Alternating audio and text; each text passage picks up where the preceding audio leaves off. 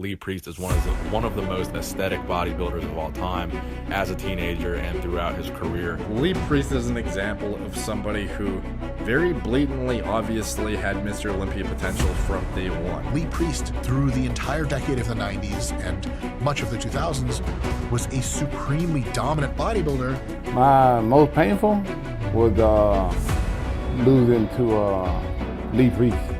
The more I ignore him, the more he keeps trying to call me out. But everybody has that guy.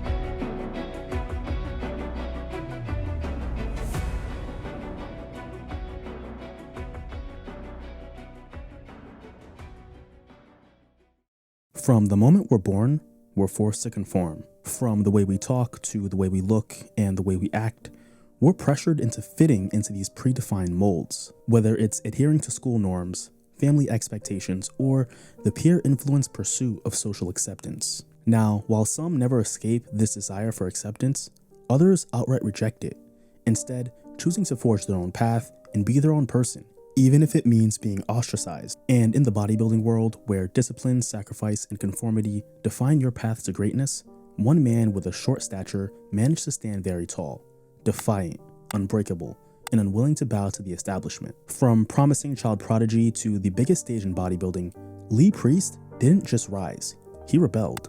Leepriest was an absolute phenom, with a competitive spirit that was unstoppable. But his rise was not without its challenges. Known for his brash attitude, brutal honesty, and refusal to submit, Priest constantly found himself at odds with the powers that be.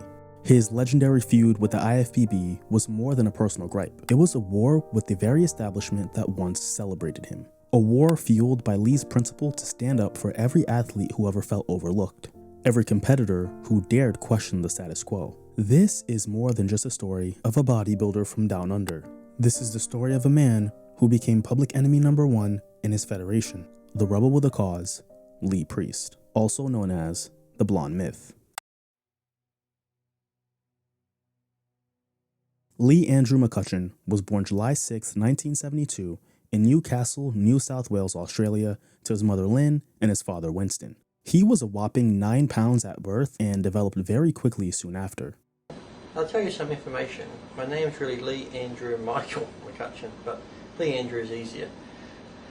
My mother was going to call me Dwayne because she liked this movie star called Dwayne whatever, but then about a month later the $6 Million Man came on TV and she fell in love with Lee Majors, so I got called Lee. Here's a little bit of trivia for you. He came from a very tight-knit household early on, a household that embodied the main characteristics of the strong nuclear family. This wasn't just due to his parents, but his grandparents as well.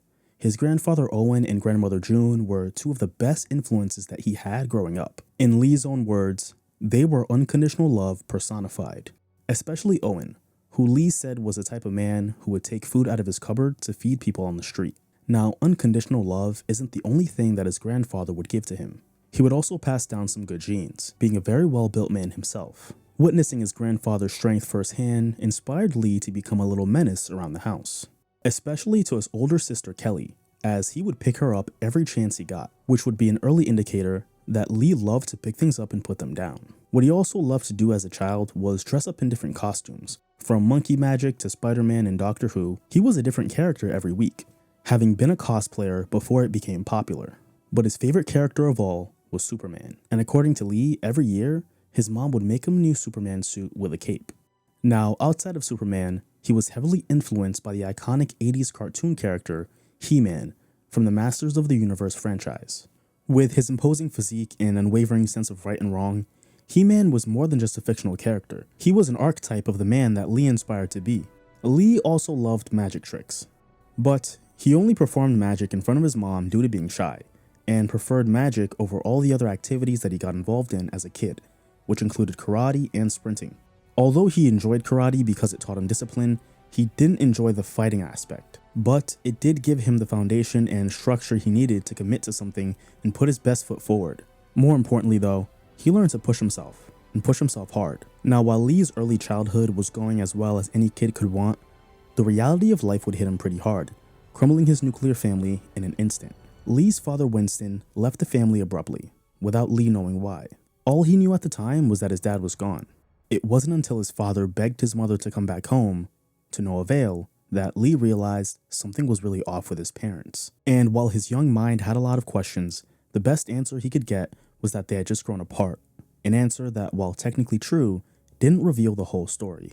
So, for the time being, Lee would struggle with the confusing and difficult circumstances, leaning on his mother and his sister for emotional support. Fortunately, his grandfather Owen stepped in to fill the void and ensured that Lee would have a constant male figure in his life. So, with his father out of the house and his grandparents heavily involved, they all made a concerted effort to ensure that Lee and his sister had as normal of a childhood as possible. Now, a big part of that normalcy was religion. While Lee and his sister were brought to church regularly by their mother and grandparents, they weren't forced to be religious. They weren't told what to blindly believe, but were given the freedom to come to their own conclusions. And this became the first outlet for a young Leepriest to openly express his skepticism and challenge authority. Like most, Lee struggled with religious teachings and principles at a very young age and had a lot of tough questions that he wanted answers to, and he would use his religion classes to ask them. Considering religion isn't science-based, the concrete answers that Lee needed to wrap his mind around, as you could possibly guess, he never got. This led to a lot of clashes between Lee and the teacher, which resulted in him getting kicked out of the class, specifically for asking about where the koalas were on Noah's Ark. Lee's refusal to accept things at face value would become a defining characteristic of his personality, driving him to challenge the status quo both in bodybuilding and in life. So even in his adolescence, we can already see that Lee was not afraid to voice his concerns and challenge conventional thinking. He just wasn't willing to keep his mouth shut and accept what he was told if it didn't make sense to him. This character trait would form the fabric of who he would become as a man and part of the reason why he'd become loved by so many. Now, by the time he reached middle school, life would get a lot tougher. You see, it was around this time that Lee would finally get the answers as to why his father and mother split. His father came out as gay, which explained the divorce. The public's reaction to Winston's sexuality was swift and brutal, subjecting the family to gossip, ostracism, and judgment. Lee, caught between his love for his father and the stigma imposed by society, was forced to navigate a path through a landscape of prejudice and exclusion. The mid-1970s marked 10 years since the gay liberation movement began in 1965.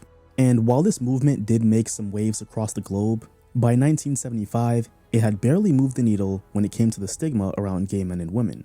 So the shame of being a gay man, combined with the pressure of raising a family, was likely too much for Lee's father to handle when he was a kid. By the early 80s, however, Winston was back and ready to be more active in his kids' lives. The revelation that his father was gay did nothing to change his perception of him as a man. Lee didn't care at all, nor did he see it as an issue. But the same can't be said about the people around him, because those that he thought were his friends distanced themselves from him, as he'd get relentlessly bullied in school. A place which should have cultivated learning and collaboration became a hostile environment where he was constantly reminded of his family's otherness. These experiences of rejection and alienation were formative, teaching Lee early on that the world could be harsh to those who did not conform to its expectations. Having gone from one of the more popular kids in school to a social outcast, he would get tormented day in and day out. Comments like, "You're gonna be a like your dad," and "Ill, you have germs," had become the norm for him. The only friend he had left was a kid named Brett. A young Lee never understood why people had made a big deal of it and figured that those who viewed him differently were never his real friends in the first place. But the bullying and the ostracizing was worth every second because he noticed for the first time in his life that his father was truly happy. And that, combined with his reappearance in his life, was ultimately worth more than his social status in middle school. Now, rather than allowing these experiences to break him, Lee began to form an identity that was uniquely his, rooted in his inner strength and resilience rather than the desperate approval of other people. He realized that in a dog-eat-dog world, survival required internal fortitude. This realization laid the groundwork for how he would assert his identity and take control of his life moving forward. Now at this time, his mother Lynn was not only his primary caregiver, but his fiercest advocate, determined to shield him from a world that had become harsh and unforgiving. Her protective instincts were a response to the turbulent environment that became their community, characterized by social judgment and hatred. Having seen how quickly people could flip a switch and succumb to groupthink, further fueled Lee's desire to speak his truth and challenge conventional norms. But as a way to shield himself from all the negativity that the world was throwing at him, he'd go to his grandparents' house. Their home had become a sanctuary for him because it was nothing but positivity, due to his grandparents openly allowing him to explore and develop his own identity free from the judgment of the world. They wouldn't even allow negative speech about anyone in their home. While his grandfather had a stoic strength, his grandmother had a nurturing counterbalance that gave Lee the emotional security he needed to build his self-worth and confidence, something that undoubtedly was a leading cause to his development into a bodybuilding prodigy. The year is 1986, and a 13-year-old Lee was displaying impressive muscular development, which his mom was the first to notice. So she suggested that he channel his inner and physical strength into weightlifting. Not competitively, but as a new outlet to develop himself and build upon his discipline. What began as a way to continue building his confidence quickly consumed his life. For Lee, bodybuilding was not just a sport. It was a means of reclaiming control in a world where he often felt powerless.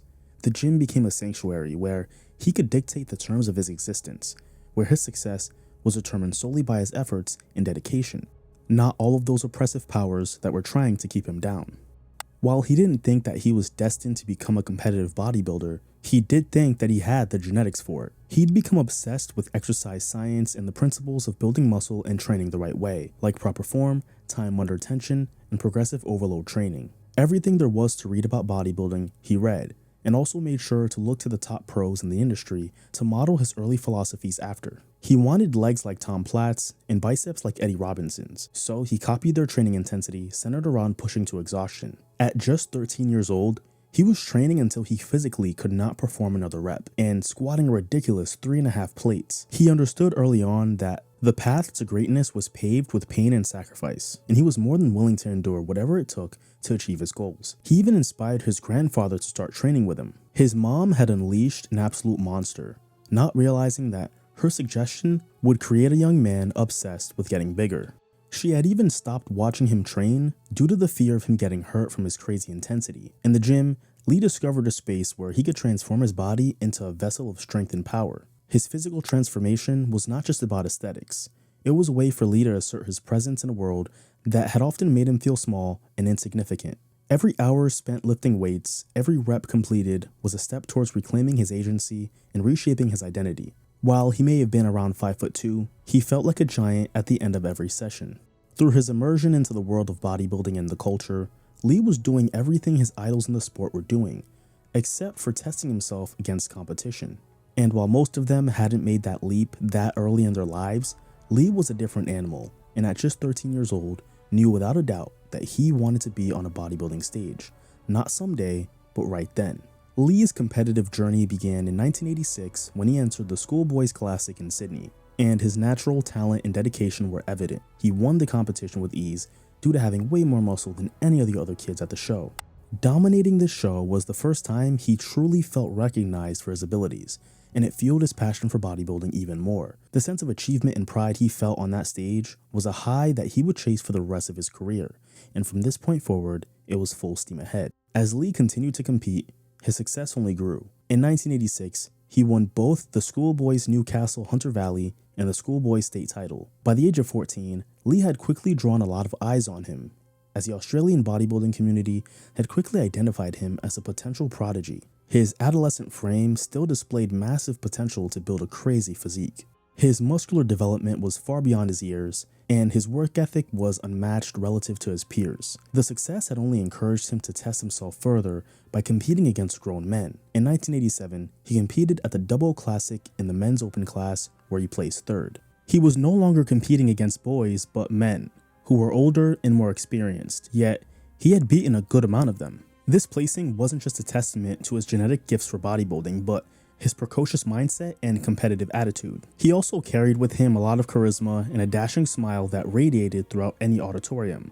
He had the potential to truly present the complete package. However, as Lee began to compete in open classes where he was pitted against much older men, he faced new challenges. You see, some of these older competitors, feeling threatened by a young prodigy, began to criticize him and question whether he was earning his place in the sport. This harsh criticism at such a young age was definitely a bitter pill for Lee to swallow. He had worked incredibly hard to achieve his success, and the idea that it could be dismissed simply because of his age was infuriating. But instead of letting the criticism discourage him, he used it as fuel. He was determined to prove that he was not just a teenage sensation, but a serious competitor who could hold his own against the best in the world. Now, while the Double Classic was a big milestone for Lee as a young aspiring bodybuilder chasing his dreams, this show also introduced Lee to the catty nature of bodybuilding and the hate that jealousy bred behind the scenes. These guys did not like the fact that a 14-year-old kid was outshining them, which when you think about it, is a little bit embarrassing as a grown man. I mean, to lose to someone who's in the middle of puberty is a little bit crazy. I'd be a little bit salty, I can't lie. But Lee was truly a special case, a 1% genetic pariah who had way more potential than a lot of these grown men that he was beating in shows. But due to the political nature of bodybuilding, they felt that he shouldn't have been rewarded due to not having put in as much time as they had. It was a part of the idea in bodybuilding that experience should quietly play a factor in one's placing, giving them a bit of a bump on the scorecard due to putting their time in. So a young Lee couldn't properly celebrate his third place placing because of all the negativity. But he'd brush it off and respond by winning another state title in 1988, the NSW State Championship, where he'd put on another dominant display of posing and presentation. Now, if he wasn't sure whether bodybuilding was for him or not, it would be solidified after this show.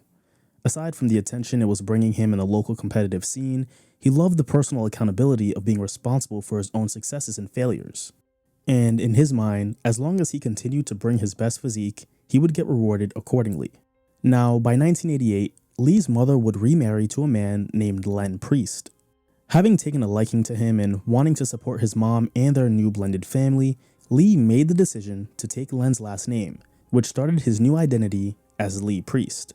According to Lee, Len was a good man who not only took care of his mother but supported him as well. Despite this, it didn't stop Winston from taking offense to the gesture, causing a rift between the two that would result in them being estranged for a really long time. To Winston, this name change was a rejection of the relationship that he had with his son. To Lee, though, it symbolized a fresh start, a way to distance himself from the painful past and embrace his new future. Now, this new identity came at the perfect time, because Lee's name was starting to buzz around the Australian bodybuilding scene as a kid that you had to see, and everybody knew this kid as Leepriest, the future of Australian bodybuilding. He may have been on the shorter side with minimal height potential, but he was doing a great job of maximizing what he had. In 1988, at the age of 16, he made the strategic move to take a year off from competing to allow his body to mature and grow. He understood that despite his genetic gifts, he was eons away from muscle maturity, so he'd spend a year eating and growing to return to the stage a much bigger competitor. When he returned to the competitive stage in 1989, he was more muscular, better conditioned, and more confident than ever. That year, he won the NSW State Championship in the under 70 kg class at the WPF Mr. Australia at just 17 years old. When he was announced the overall winner, the audience erupted with cheers and applauses as they were witnessing the arrival of a new dominant force in the bodybuilding world. An arrival that was still not welcomed by many. Some of the other competitors at this show were so upset at the placing that they refused to congratulate him or shake his hand. And all that. As you can see, I was much far superior. Not really, but this was just me when I was younger against all these people here. I wonder where they are now. How old were they, on average? You were 17. Well, one guy's there were in there. I think the guy on the end was close to 40. Some were in their late 20s and young, early 30s, I think. So there's variation. I think I was the youngest. The winner of the 80 kg class, Andy Cunningham, was the opposite though.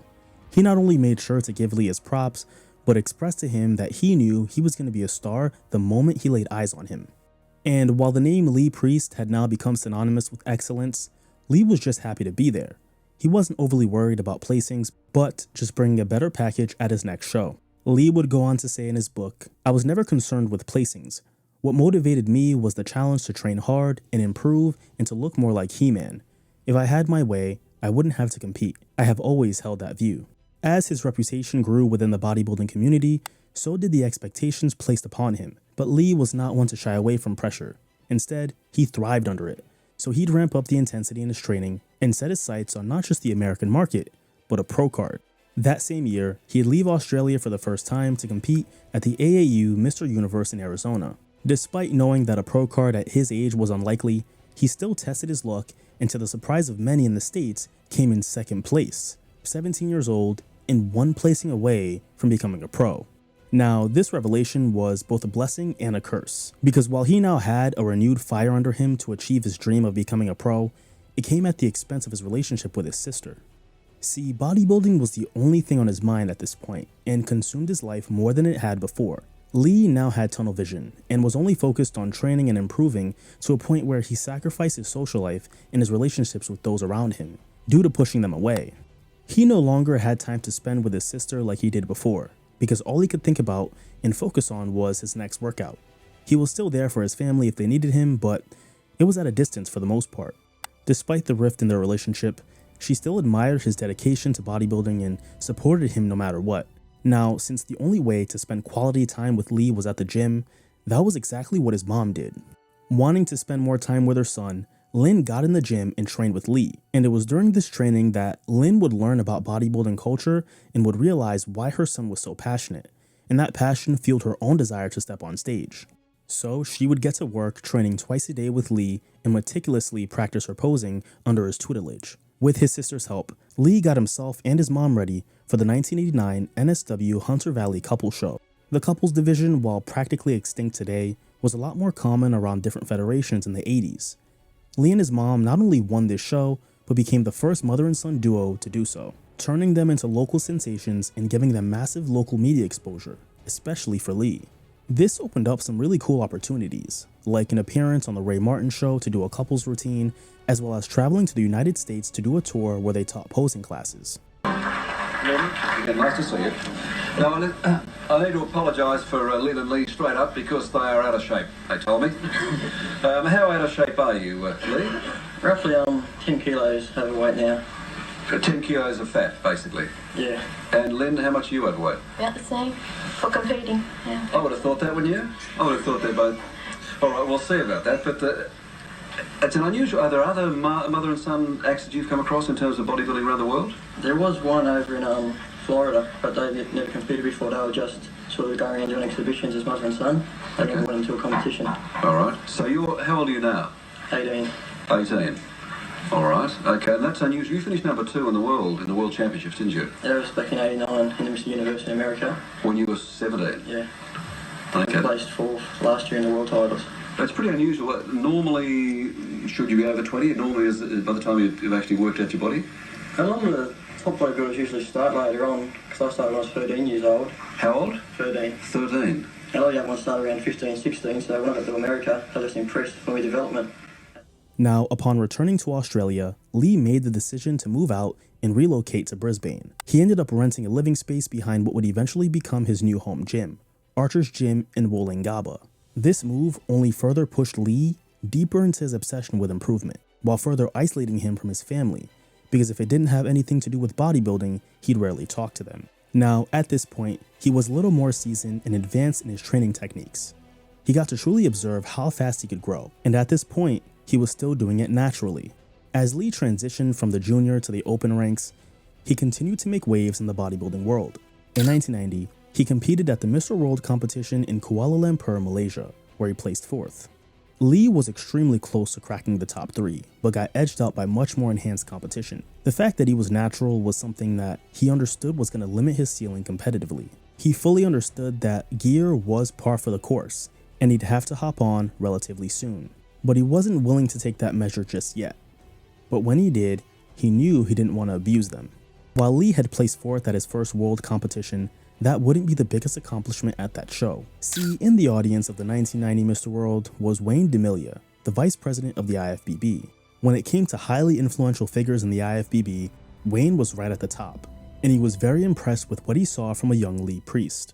Nevertheless, he did think that Lee was too young to earn a pro card at the time, but Wayne understood better than anyone that it was only a matter of time. Lee had held his own, proving that he had the talent and determination to compete at the highest levels. However, the experience also made him aware of the realities of professional bodybuilding, that success often required more than just hard work and natural talent. This realization was both a challenge and a motivator. On one hand, he knew that to compete at the highest level, he would need to push his body further than ever before. On the other hand, he was determined to do so on his own terms, without compromising his values, This balance between ambition and his own integrity would become a defining characteristic that he would hold on to. And the very first event that would truly test his integrity would happen at the 1991 Mr. World.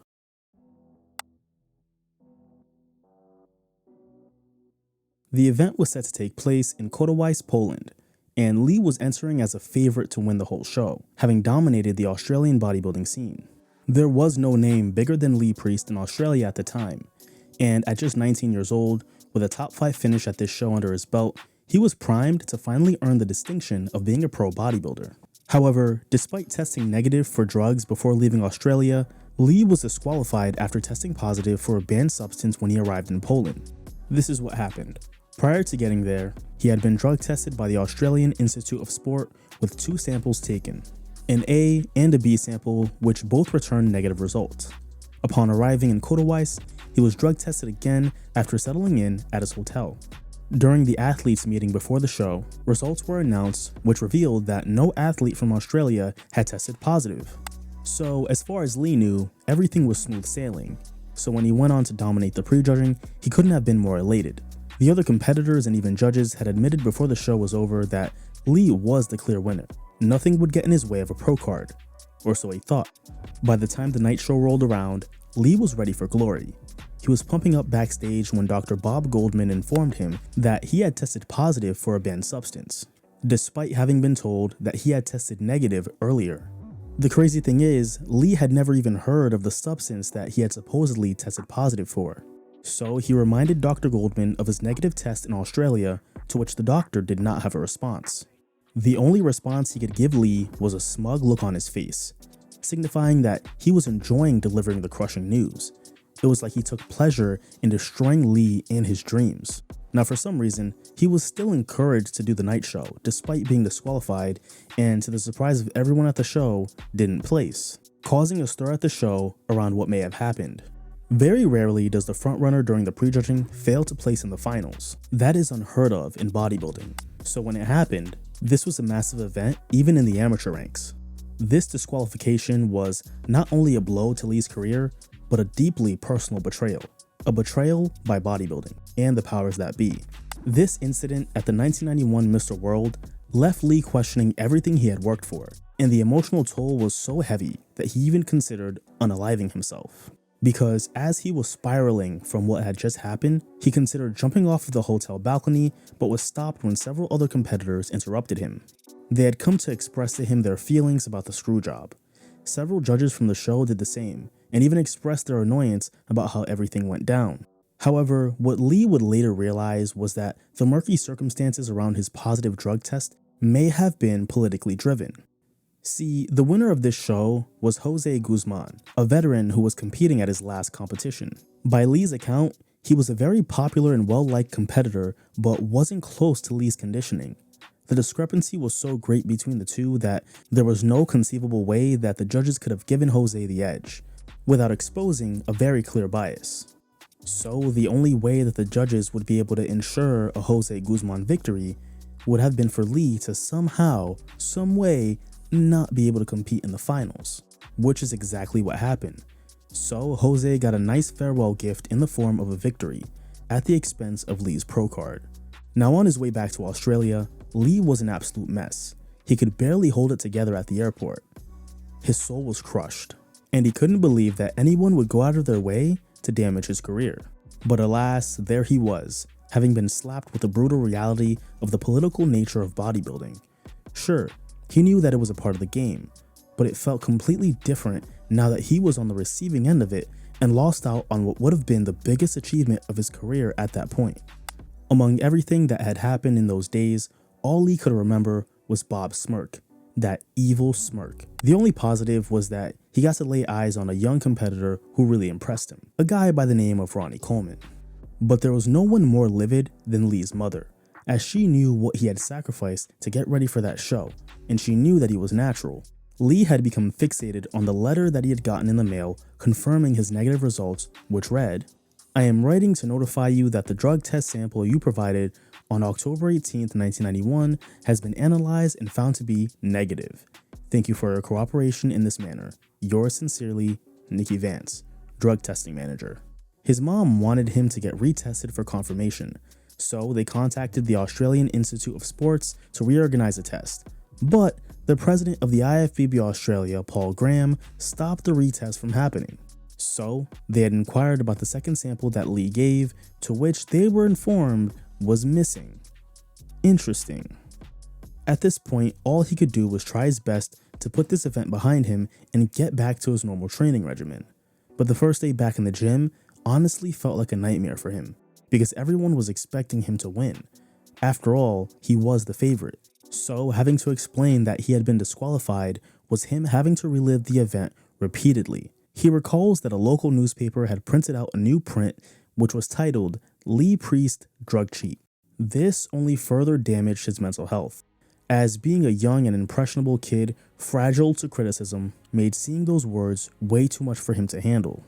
So while ruminating on the show and the aftermath, along with Bob Goldman's smirk burned into his brain, he snapped. He grabbed a knife and started hacking his arm until he drew blood. Coming back to his senses, he cleaned himself off and patched himself up, and in a moment of clarity realized that there's nothing that politics can't contaminate. So moving forward, Lee would never let anyone push him around again, nor let the desire to achieve glory in bodybuilding compromise his self-worth and moral compass. To him, doing the right thing was more important. 3 days later, he was back in the gym a new man, and as time went on, the 1991 Mr. World became a distant memory. His focus now was back to turning pro, and he realized that to increase his chances of making that happen, he'd have to move to the United States and compete on the biggest stage in all of bodybuilding, which also meant that he would need to hop on the sauce. Considering the fact that he was 5'4" and probably done growing, it was time to really pack on the mass.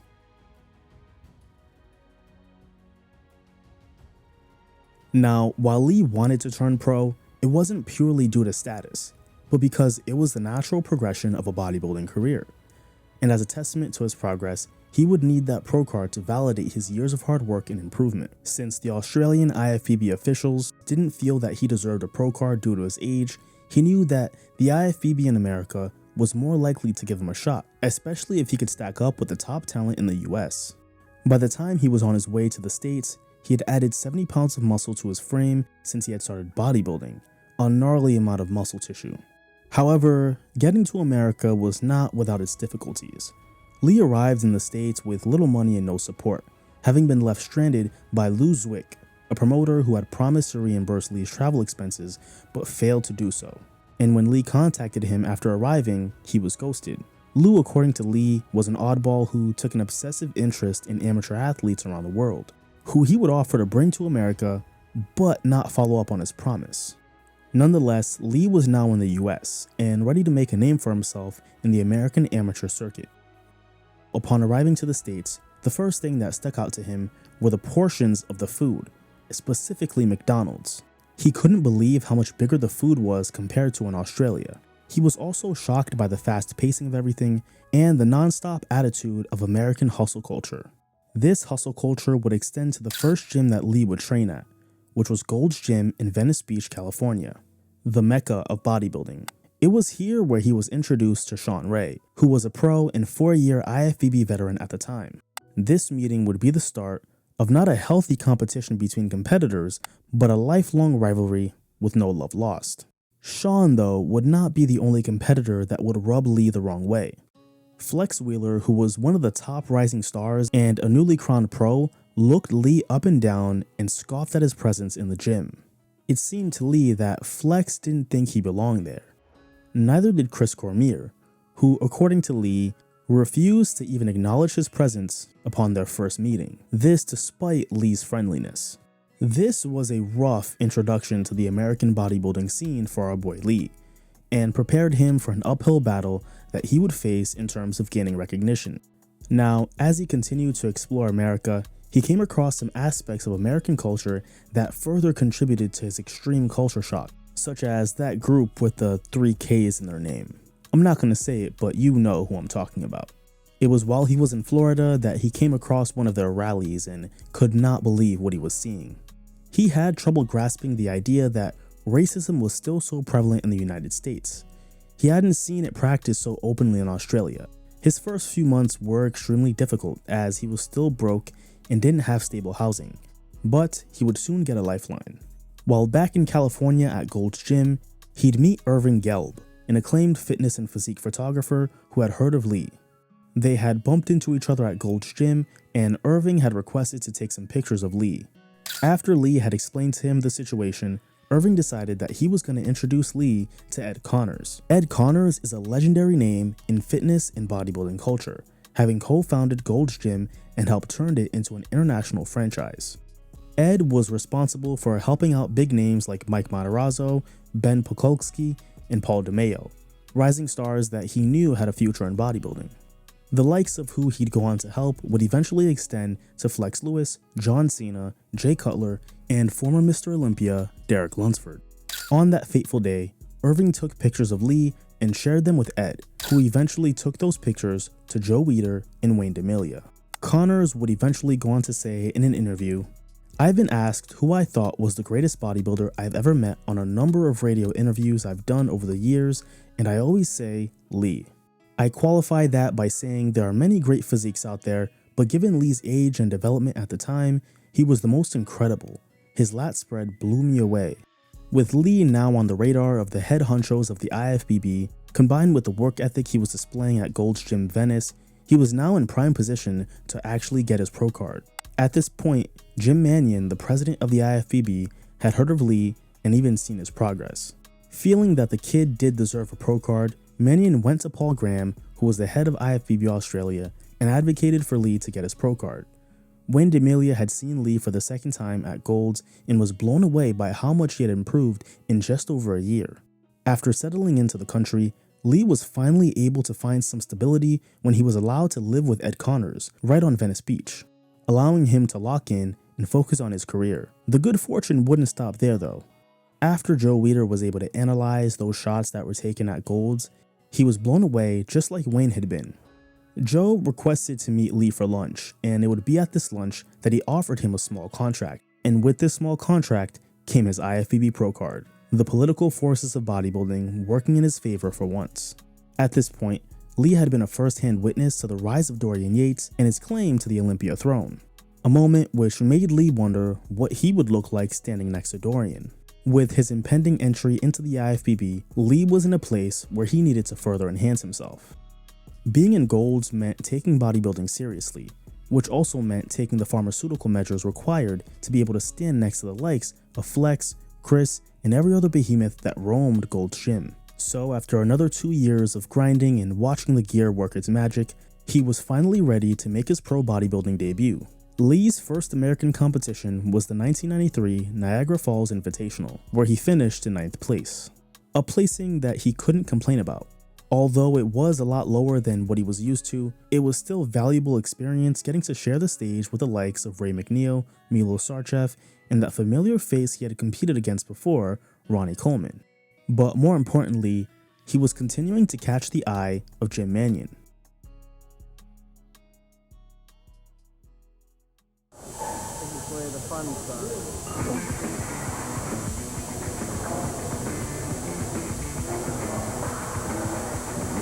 190 pounds. Stupid weight before a contest. Almost. Following the Niagara Falls Invitational, Lee competed at his first Arnold Classic, one of the most prestigious bodybuilding shows that the IFBB had to offer. Only one show in, and he was ready to compete with the best of them. To Lee, he had to seize the moment and cared more about getting the exposure than winning. Then, it was all about putting the work in.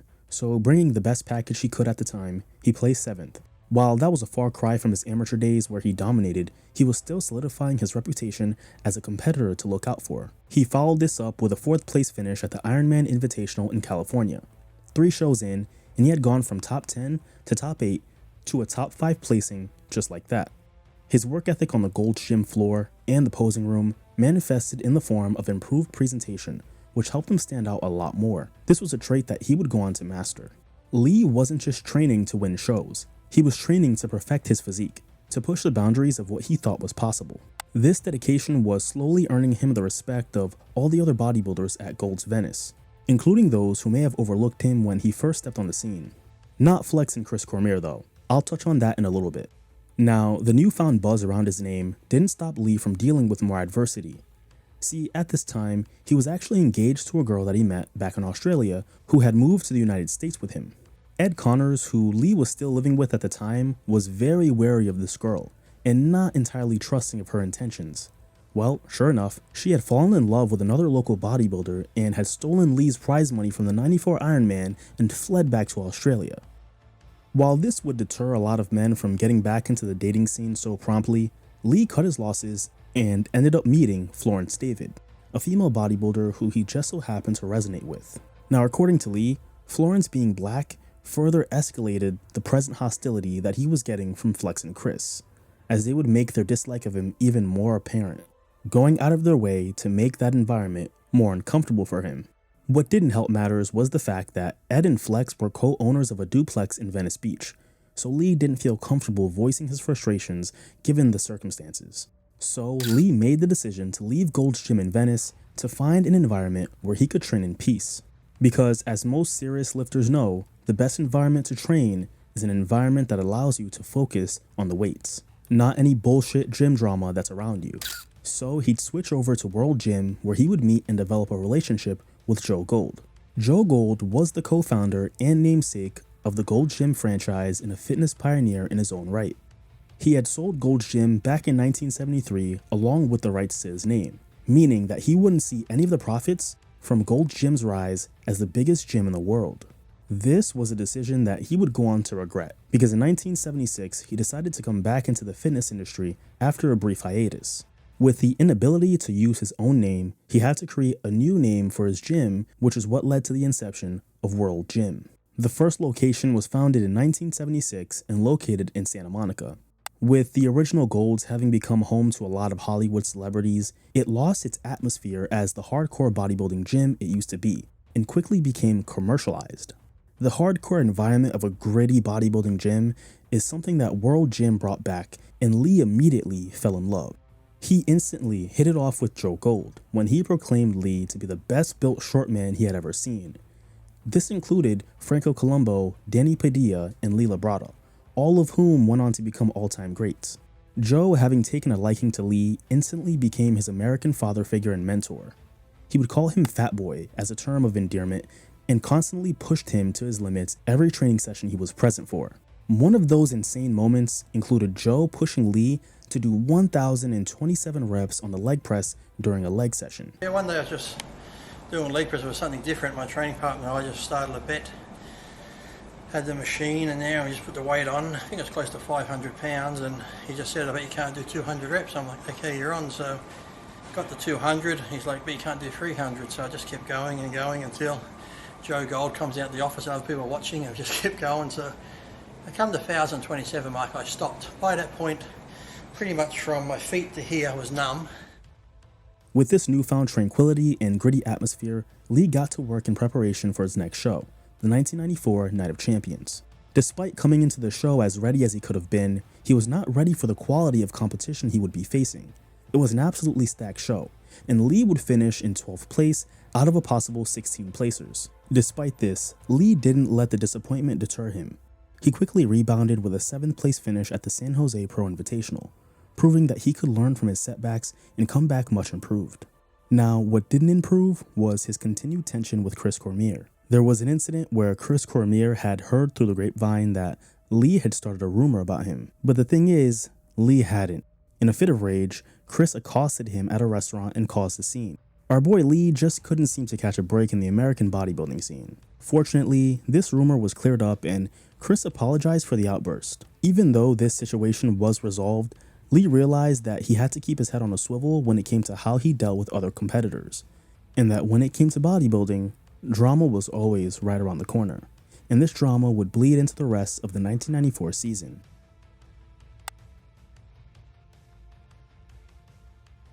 As a part of his contractual obligations, he was set to do the Houston Pro and the 1994 Mr. Olympia as his final shows of the year. However, Lee realized that he wasn't ready to step on the Olympia stage and needed more size and greater definition, specifically with his chest and deltoid separation.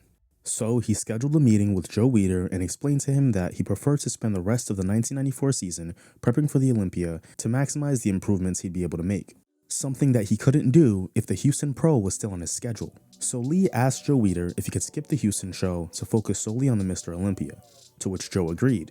As a safety measure, he also informed Wayne DeMilia through fax. So Lee had covered all of his bases and should have been good to go to dive deep into an intense push for the Olympia, right? Well, as it would turn out after the Houston Pro, this would not be the case. Because right after that Houston show was over, Paul Dillette, another rising competitor, would mention to Lee that he had heard he got suspended, to which Lee responded with, "What? What the f-?" After asking him what he was talking about, Paul informed him that rumors had spread across the entire federation that Lee had been suspended for missing that Houston show. And soon after getting this news, he'd receive a formal letter from the IFBB, specifically Wayne DeMilia. This letter was basically a verbal lashing, reiterating to Lee that he needed to adhere to his contractual obligations. Confused due to having thought that he had covered all of his bases, Lee reached out to Wayne to explain that he had faxed him regarding not competing at the show, but Wayne said he never got it. Now, despite there being a clear communication issue, the decision to reprimand Lee had already been made, not to mention the fact that all of the other pros had heard about the suspension, so from Wayne's perspective, he had to follow through. He wanted to deter other competitors from pulling out of shows that they agreed to compete in last minute, something that had happened to Wayne quite a few times before.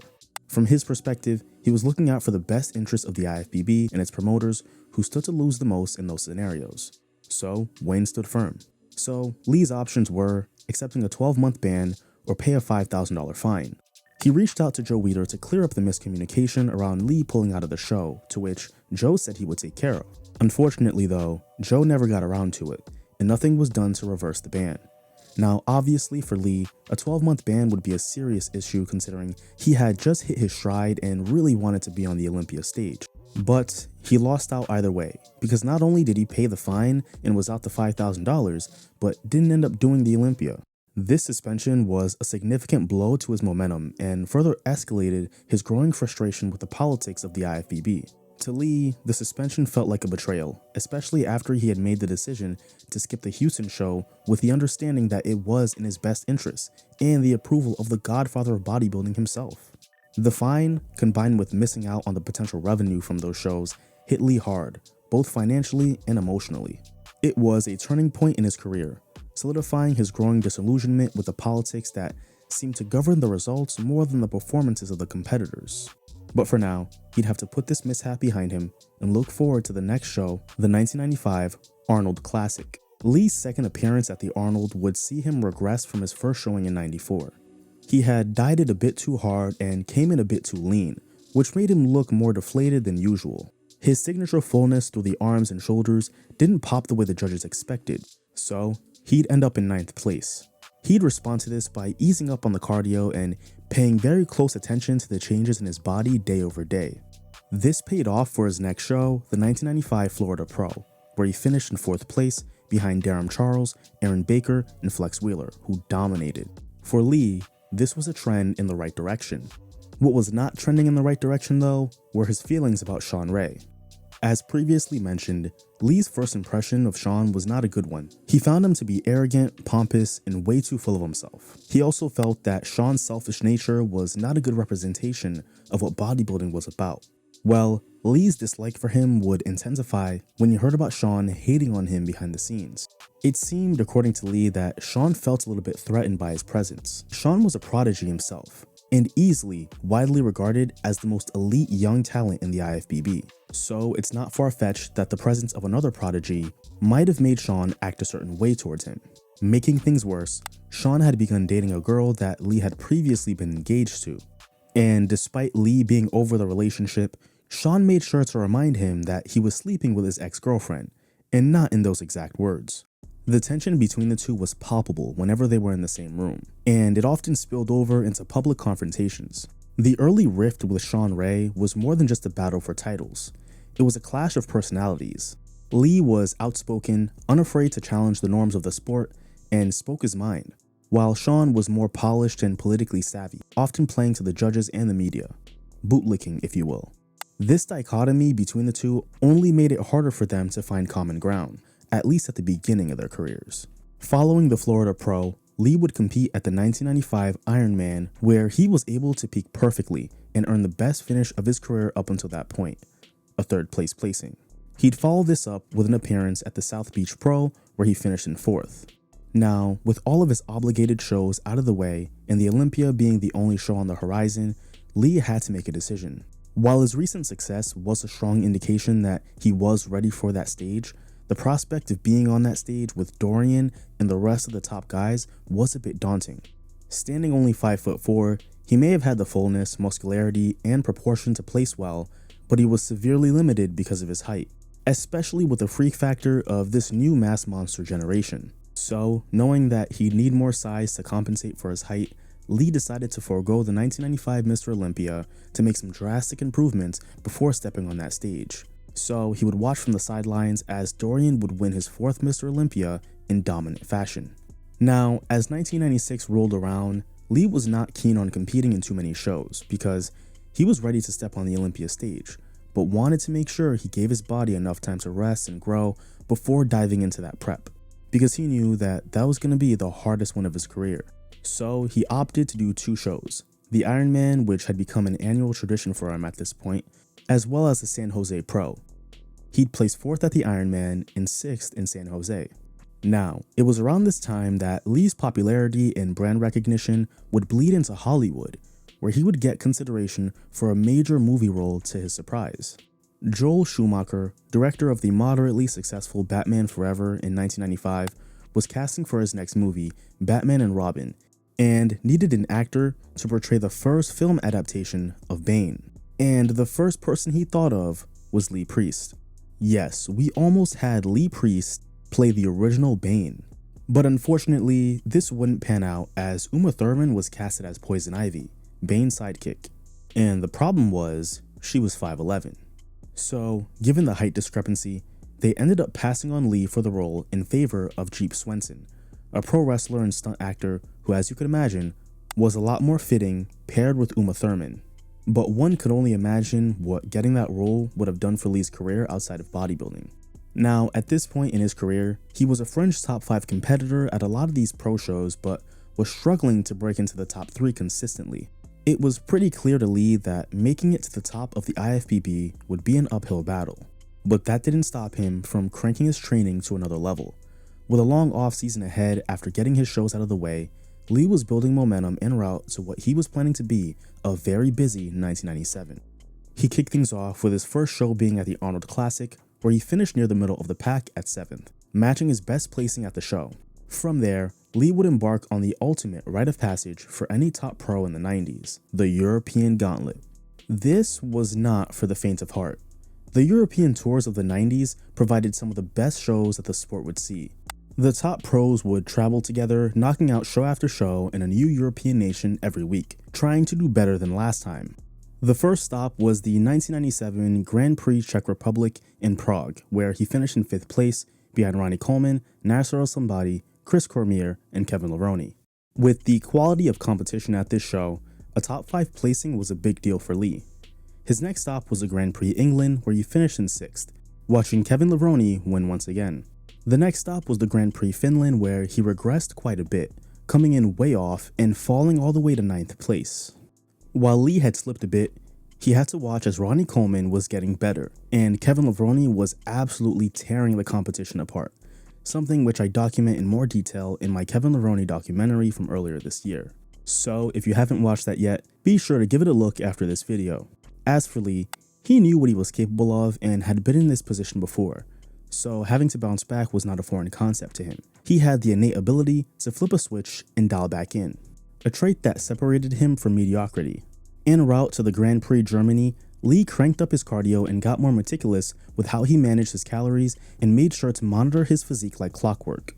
The changes would manifest in Lee placing 3rd behind Nasser and Kevin, beating out Ronnie Coleman and Paul Dillette. Der dritte Platz geht an Leepriest.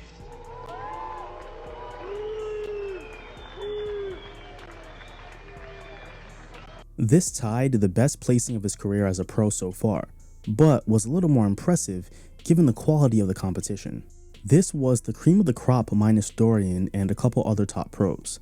But Lee was proving to not just the judges, but himself that he had more than enough qualities to beat some of these mass monsters. He just couldn't take his foot off the gas and had to remain as sharp as ever. The Grand Prix Hungary would see Lee maintain this new hot streak he was on, placing third, in a repeat of the top 3 from the last show. If there was any show that validated that with enough dedication, he can outshine the mass monsters, it was this one.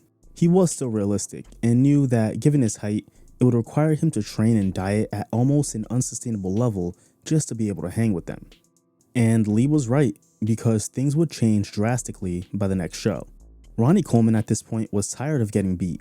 He knew that his conditioning was the issue, but didn't know what he needed to do to get that slight edge. So having decided he had enough, he consulted Kevin Levrone for some advice.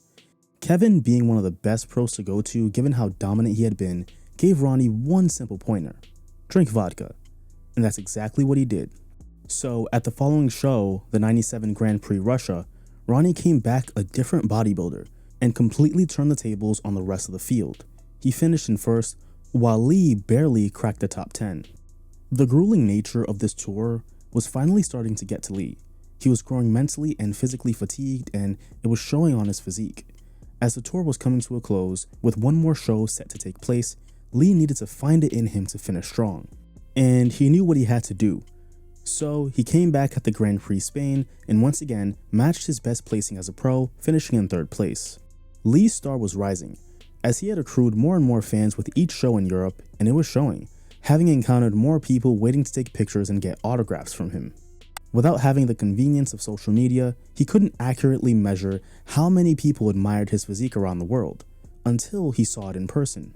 While he did feel the pressure of being under a microscope and never got used to that kind of open admiration, he always made sure to value his fans and make every meeting memorable. Because he recalls a moment when he met one of his idols, Eddie Robinson, and he remembers how humble and supportive Eddie was of his career, and how he encouraged him to keep improving. That moment always stuck with Lee, and he carried that with him in his interactions with his own fans.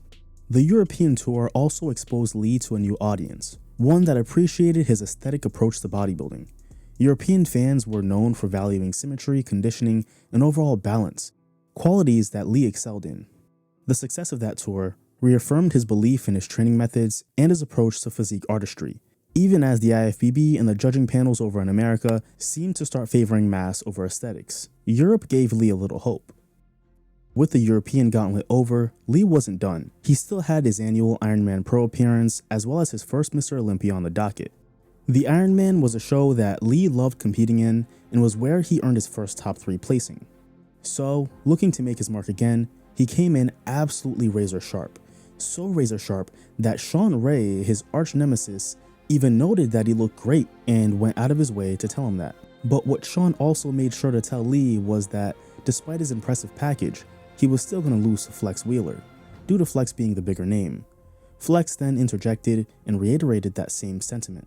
But they both ended up being right, because Flex did end up edging out Lee for the win, leaving him in a very close and even arguable second place. Now it was on to the Mr. Olympia, what would be the pinnacle of Lee's career up until this point. This was his very first Mr. Olympia, an appearance that was 3 years in the making for him, having taken the necessary time to make sure that he would make a splash. On the day of the show, it was clear during the prejudging that Lee had placed top 10, which for him was already a big achievement, but he had brought a good enough package to fight for a top 5 placing. His whole family had come from Australia to watch his first Olympia. He couldn't even see them because the lights were shining so bright. This was the moment he moved to America for, a moment that couldn't have been bigger for him, as in front of the entire bodybuilding world, he had cracked the top 5 during the prejudging, despite his original goal only being to make it into the top 10. The prejudging saw a close battle between Dorian and Nasser, which Lee asserts that Dorian did win, contrary to popular belief. While Nasser was sharp that year, Dorian was the clear frontrunner at the end of the prejudging, according to Lee. With the finals left to wrap up his first Mr. Olympia, Lee was looking forward to his posing routine more than anything, specifically being able to accentuate his arms, his best feature. And when the finals rolled around, he did just that. 17 weeks out, you weren't taking anything. 16. I was still fat and happy. Yeah, okay, then say 16 weeks. Yeah. Okay, then you hit the... hit the gear, hit the clean food, and hit cardio. Diet. The last 6 weeks, I remember taking Anadrol one a day, keep you nice and full because it helps the red. And then I was taking Anadrol one a day, Winstrol every third day, bit of clenbuterol and T3. That was it. The award saw Lee get announced as the 5th place finisher and was awarded a check for $10,000.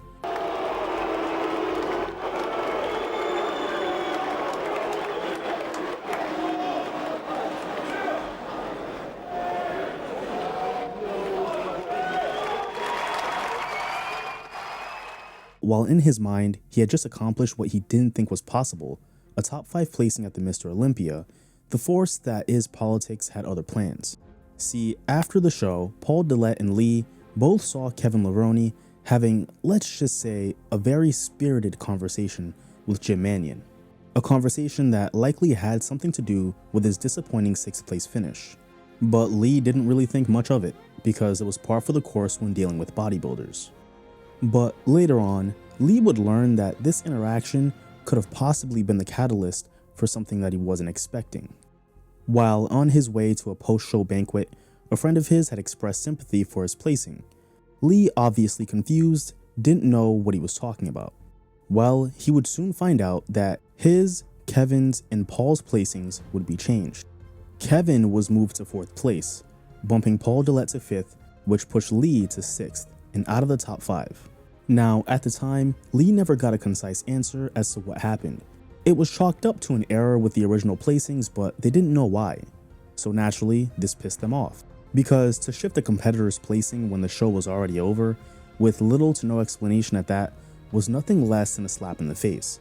But it wouldn't be until 23 years after this Olympia that Lee would finally get the truth about what happened with the placings. But this was not a good look for the Federation, as that type of mistake at the biggest show in the world had some serious implications. If bodybuilding was going to grow, there just wasn't room for that type of incompetence. But there is something to be said about how the scores conveniently changed after Kevin's conversation with Jim Manion. Now, it could have had zero impact on these supposed wrong scores. Or it could have. I'll let you stew on that for yourself. Yet again, Leepriest was screwed over by the powers that be in bodybuilding, in what was another infuriating event, an incident that spoiled the biggest night of his career. While the difference between 5th and 6th was just one spot, this was 90s bodybuilding, where a lot of shows were deep with talent, especially the Mr. Olympia. This was the best the world had to offer. These guys killed themselves to get ready for the show, and 1997 was limited to just 13 guys. So one placing was absolutely a big deal. But Lee was too tired to fight. At this point, he just needed a break. But he was saying when early on you were winning competitions, but you weren't dialed in. Mm. And he goes, you're eventually going to come up to someone that you're always bigger than them. You're going to come up to someone that's just as big but shredded. So you're going to have to. And he said you had to lock the cupboards on you one time because you kept eating. The beginning of 1998 saw Lee absolutely battered, both physically and mentally, from the grind of 97. 10 shows is what he ended that year with, an insane amount of volume even for the 90s. So when it came to mapping out what shows he would do in 1998, he had no interest in another European tour. Hell, he didn't even want to do another Arnold or the Ironman like he had been doing for years. His sole focus was on the Mr. Olympia, because that's all he had the energy for.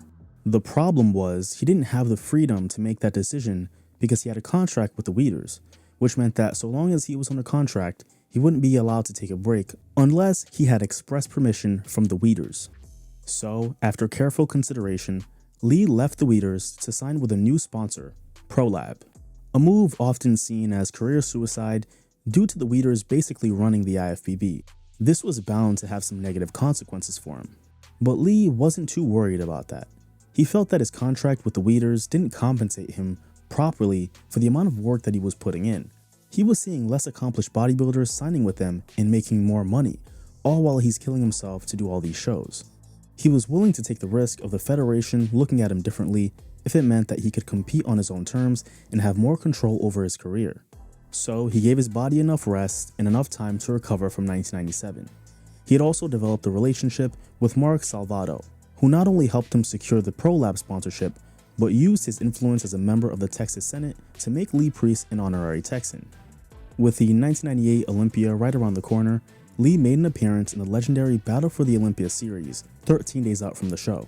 I'll load my bars, unlike some pros. I think some of them are allergic to the metal, they don't want to touch it. He didn't really enjoy filming that much due to the attention that the cameras brought him. He preferred to lay low. But he did respect the production team and what they were doing for bodybuilding. His entry into the series would cement him in bodybuilding lore forever. It would be during this filming that the crew would notice Lee's new ink, a Superman tattoo on his right shoulder. His newly amicable relationship with Chris Cormier saw them at a point where they were able to get along pretty well. And Chris was the one who suggested that Lee get the tattoo, and it was fitting given his love for Superman. Now, as the 1998 Olympia was underway, the suspicious ongoings of the IFBB behind the scenes was rearing its ugly head again. This would be the first Olympia where athletes would be tested for harsh diuretics.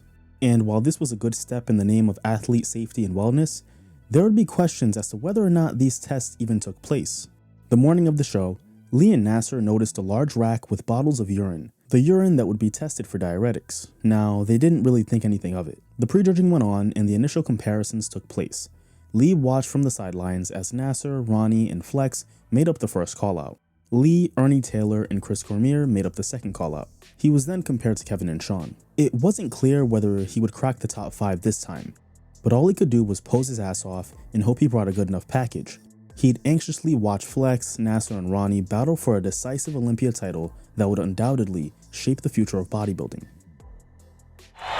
Well, this year I'll be 7 pounds heavier this year and in just the same condition, if not harder. So I've done all I can do. So it's like out of my hands, it's up to the judges. So I love training. I love the training side and the diet side. Serious, but contest, I just have fun. I don't care if I come last, I don't care if I come first. It's like, to me, I'm just there for the fans more than anything and to be seen. It's like, people say you can be new Mr. Olympia this year, which there will be, but whether it's me, I don't care. I'm just happy to come last as I am to come first. So I'm just here to have fun. So.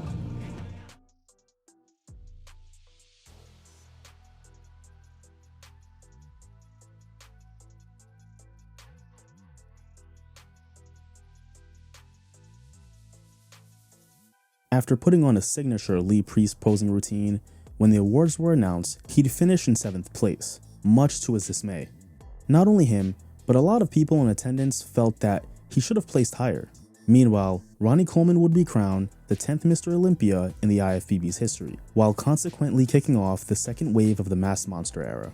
This was the show that made Lee realize he may never be Olympia champion.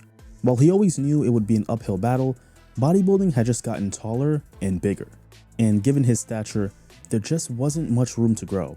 He wouldn't be able to add the muscle tissue to hang with Ronnie even if he wanted to. He was at too much of a disadvantage.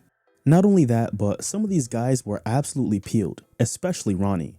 That combination of freaky conditioning and size was going to be incredibly hard to beat, which begs the question, how did he get that shredded if these diuretics were being tested for at this Olympia? Well, it wouldn't be until after the finals when Lee would notice that the rack containing all of those bottles of urine hadn't moved from where they were in the morning, calling into question whether or not they were even tested to begin with. Based on this account, it doesn't seem like it. But the biggest moment at the 1998 Olympia that rubbed Leepriest the wrong way and further damaged his already fragile love for the IFBB was an encounter with Bev Francis after the show. You see, after asking for some feedback from the bodybuilding legend, she simply told Lee that he needed to come in leaner and harder. But he was already as lean as he was going to get with the amount of mass that he was carrying. For him to be told to just get leaner was just another way of telling him to basically slowly kill himself. And to Lee, this made him feel like the powers that be didn't really care about the long-term health of the competitor, because to claim that they wanted to reduce the use of harsh diuretics to prevent health issues for the athletes, but then encourage them to get leaner was a bit paradoxical. This left Lee with a lot of things he needed to ponder around his career as a bodybuilder. The questions around the value that the sport was bringing to his life would start to mount.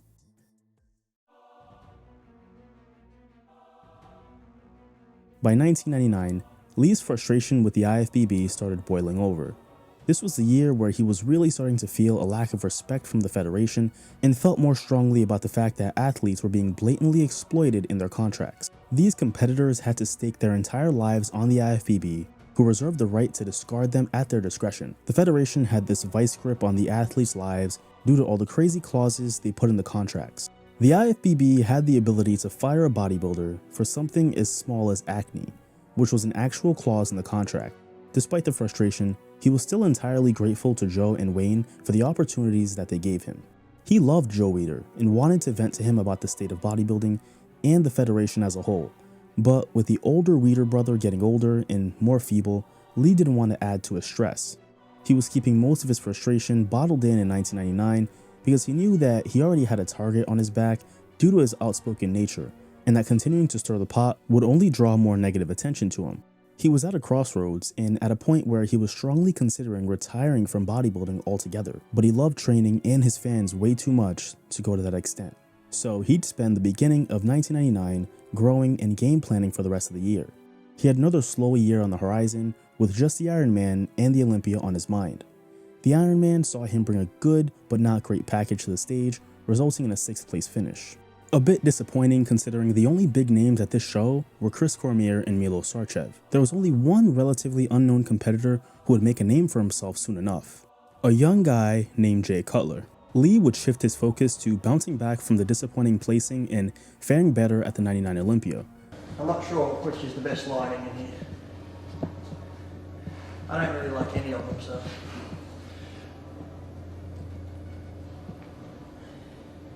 Doesn't really matter to me.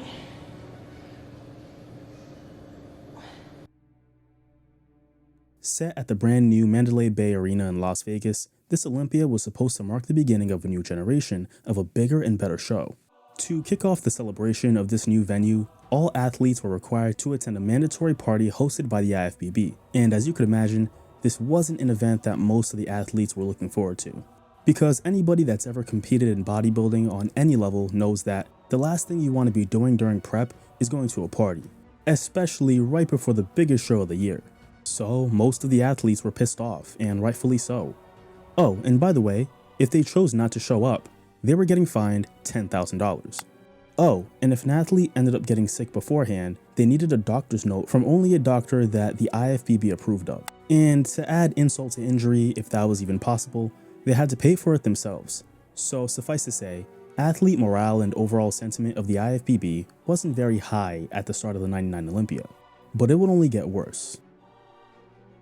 The first call out would see Ronnie, Flex, and Chris pose their asses off for a shot at the title, with Chris having brought arguably his best package thus far. I mean, this was an amazing version of Chris Cormier. But to the surprise of no one, Ronnie Coleman came back noticeably improved. He had noticeably more mass, but an equal amount of conditioning from '98. Combine that with all of his lines still being there and still being razor sharp, it was clear that Big Ron was primed for a repeat. The second call out included Kevin, Paul, and Nasser. Lee wouldn't be seen until the 7th call out of the show, where he was compared with Sean Ray and promising up-and-comer Dexter Jackson. Now, while the competitive aspect of the show did go well, there was one very glaring oddity. Comedian Sinbad, who was very popular at the time, hosted the show, and he was rumored to have been paid $120,000 for the hosting, which is the equivalent of $226,500 in today's money, accounting for inflation. And just for some perspective, the Open Mr. Olympia champion is awarded $600,000 for winning the show today. But back in 1999, that $120K was $10,000 more than what the winner was set to make.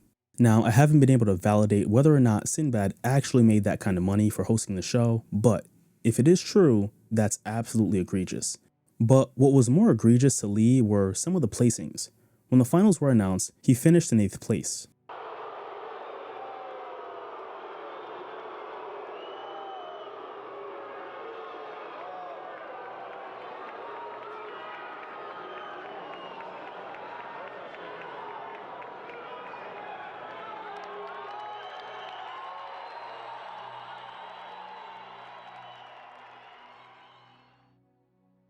Some of the judges had their favorites. Some of them owned gyms and coached athletes that competed at the Olympia, a clear conflict of interest, exacerbated by the subjectivity in bodybuilding. A judge could have had a million reasons as to why they didn't like a particular physique, and none of those reasons could be argued against. While bodybuilding has always had very clear criteria, it's ultimately up to the judges to decide whether they think you've checked off all those boxes.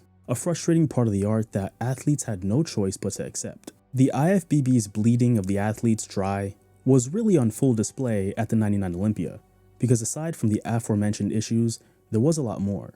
Lee's sponsor New Breed had set up a booth at the show and had put up a giant picture of him, which according to Lee, the show officials requested to be taken down for no particular reason. They had also implemented an IFBB passport which international athletes were forced to pay for. The kicker was, they weren't informed until they were already at the show. Athletes weren't allowed to even use their own glaze, instead being forced to use the glazing company supplied by the IFBB on show day, which of course they had to pay for. According to Lee, the IFBB was making roughly $500 per competitor. The '99 Mr. Olympia just left a bad taste in Lee's mouth because it further highlighted the control that the federation had on the lives of its competitors. When you signed with the Weeders, you were essentially signing your entire life away. Your image, your likeness, and all aspects of your bodybuilding career that make you valuable. It's the sacrifice that a lot of competitors had to make in exchange for the title and acclaim that came with being an IFBB Pro bodybuilder. No extra money for the Battle for the Olympia or any other exclusive content. It was the definition of you will own nothing and be happy. For Lee, however, by 1999, there were serious questions as to whether or not it was worth it for him. He had grown to despise the political games behind the scenes so much that he vowed to never become a judge himself. Throughout his entire career so far, all he had heard from other competitors was, "Play the game, Lee," but he couldn't. He wouldn't. He just wasn't built to play that game. A game that had directly caused him to get screwed over time and time again. He was feeling more disillusioned with the direction the sport was taking, particularly with the growing emphasis on mass over aesthetics, which he believed compromised the integrity of bodybuilding as an art form. 1999 felt like the commercialization of the IFBB, just like Gold's Gym in Venice. But Lee's passion to continue training and competing for his fans never wavered.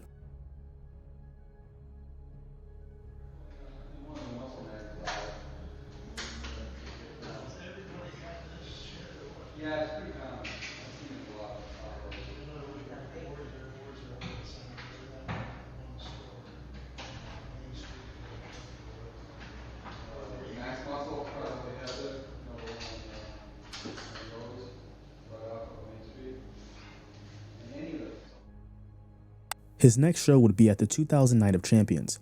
Having brought a slightly improved package, it was impressive enough to make the first call-out. The quality of competition at this Night of Champions show was peak bodybuilding, so it wasn't going to be easy challenging for the win, especially with the likes of some serious mass monsters like Paul Dillette and Marcus Rule coming in crazy dry. But in the end, it would be the young up-and-comer Jay Cutler that would walk away with the victory. Meanwhile, Lee finished in 5th place, a placing that he was satisfied with given who he was going up against. Next on the schedule for Lee was the 2000 Arnold Classic. Now according to Lee, he did an article prior to the Arnold where he touched on the political nature of bodybuilding. I did try to find this specific article online, but it seems like there's no digital copy anywhere. But let's just say that the article quickly got back to the powers that be in the Federation. Now fast forward to the day before show day. Lee gets approached by a reporter from the Columbus Dispatch who had been at the women's competition the day before, where she overheard one of the judges say that they were gonna quote-unquote get Lee. She likely did this to give him a heads up. Now, I'm not sure if Lee had a prior relationship with this reporter or she was someone he could trust, but he believed what she was saying. So much so that he decided he would not be competing at that year's Arnold. He then gave her a quick interview and took a picture with her. The following morning, he would be on the cover of the Columbus Dispatch with the headline stating that he would not be competing at the Arnold due to politics. This sent everyone in an absolute frenzy, as Lee was one of the biggest names set to compete at this show. And whether the Federation was willing to admit it or not, they did need him there. So Lee would spend his day at the expo, meeting and hanging out with his fans. He couldn't take the risk of getting blatantly screwed over yet again. The officials were absolutely panicking, as they were going back and forth between the expo and the show. One official had told him that he needed to get ready to get on stage, to which Lee politely informed him he would not be competing. An excerpt from his book around the conversations that took place that day goes as follows. One official came up to me, "Lee, you need to get ready for the show." I said, "I'm not doing it." He said, "I'm gonna get Wayne." He referred to Wayne D'Amelia. "Go get Wayne," I said. "I'll tell him the same thing." He came back a little later and said, "Wayne said you have to get ready." I said, "Tell Wayne I'm not doing it." Why would I compete on stage when the judges are going to get me? I stayed at the expo with the fans and loved it. I saw the lady journalist again and told her what happened. I told her I would get suspended. She said, I'll sign a sworn affidavit. When the show was done, Wayne came up to me and asked what was going on. I explained the situation to him, and he didn't look too impressed. Whether it was me or the judges, I'm not sure. This woman is going to sign a sworn affidavit of what she heard, so where are we going to go with this? Wayne looked tired and I felt sorry for him. Surprisingly, Lee did not get suspended for this. It seemed like he wasn't the only one growing tired of the political shenanigans. Wayne D'Amelio was too, and he was running out of energy, having to go back and forth with Lee for disciplinary reasons. Doing shows was starting to feel like a chore for him, and he wasn't the only person who felt that way. He was just one of the few that was willing to speak up. As previously mentioned, a lot of competitors were signed to the Weeders, and getting an outside sponsor required a lot of opportunity and clout within the industry. So for the lesser known guys, the Weeders were the best they could do, and the Weeders were essentially the IFBB. So suffice to say that going against them was practically career suicide for a lot of guys. The bodybuilding landscape was also rapidly changing in the early 2000s, and to Lee, it wasn't for the better. Synthol use was becoming more and more prominent, as the race for mass and, in some cases, the illusion of mass had rapidly gotten to a level that most bodybuilders of Lee's generation weren't used to. And this wasn't just because of the synthol, but the increase in growth hormone use as well. Lee had dabbled with growth on 2 instances, in 1994 when he took 2 IU for a period of time, and then again in 96 when he took 4, and neither time did it do anything for him. But to a lot of other competitors, growth hormone was like this magic antidote, and its use was only rising, not just on the biggest bodybuilding stages in the 90s, but local gyms as well.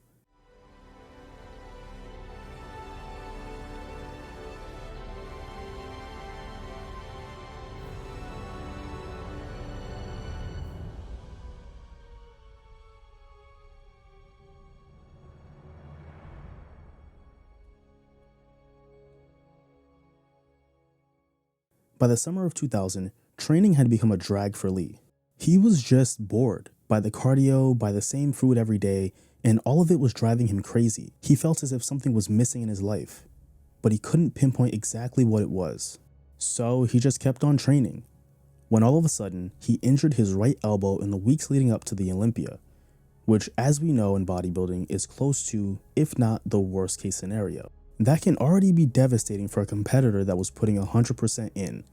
But to Lee, who was already struggling to find the motivation to really grind the way he needed to, it was basically a massive blow to his potential on stage that year. But having no choice but to follow through on his commitment, Lee proceeded with competing at the 2000 Mr. Olympia, where he found himself once again battling for a top 5 spot on the outside looking in. Putting together another masterful posing routine, he dazzled the fans and finished strong despite coming in with that injury.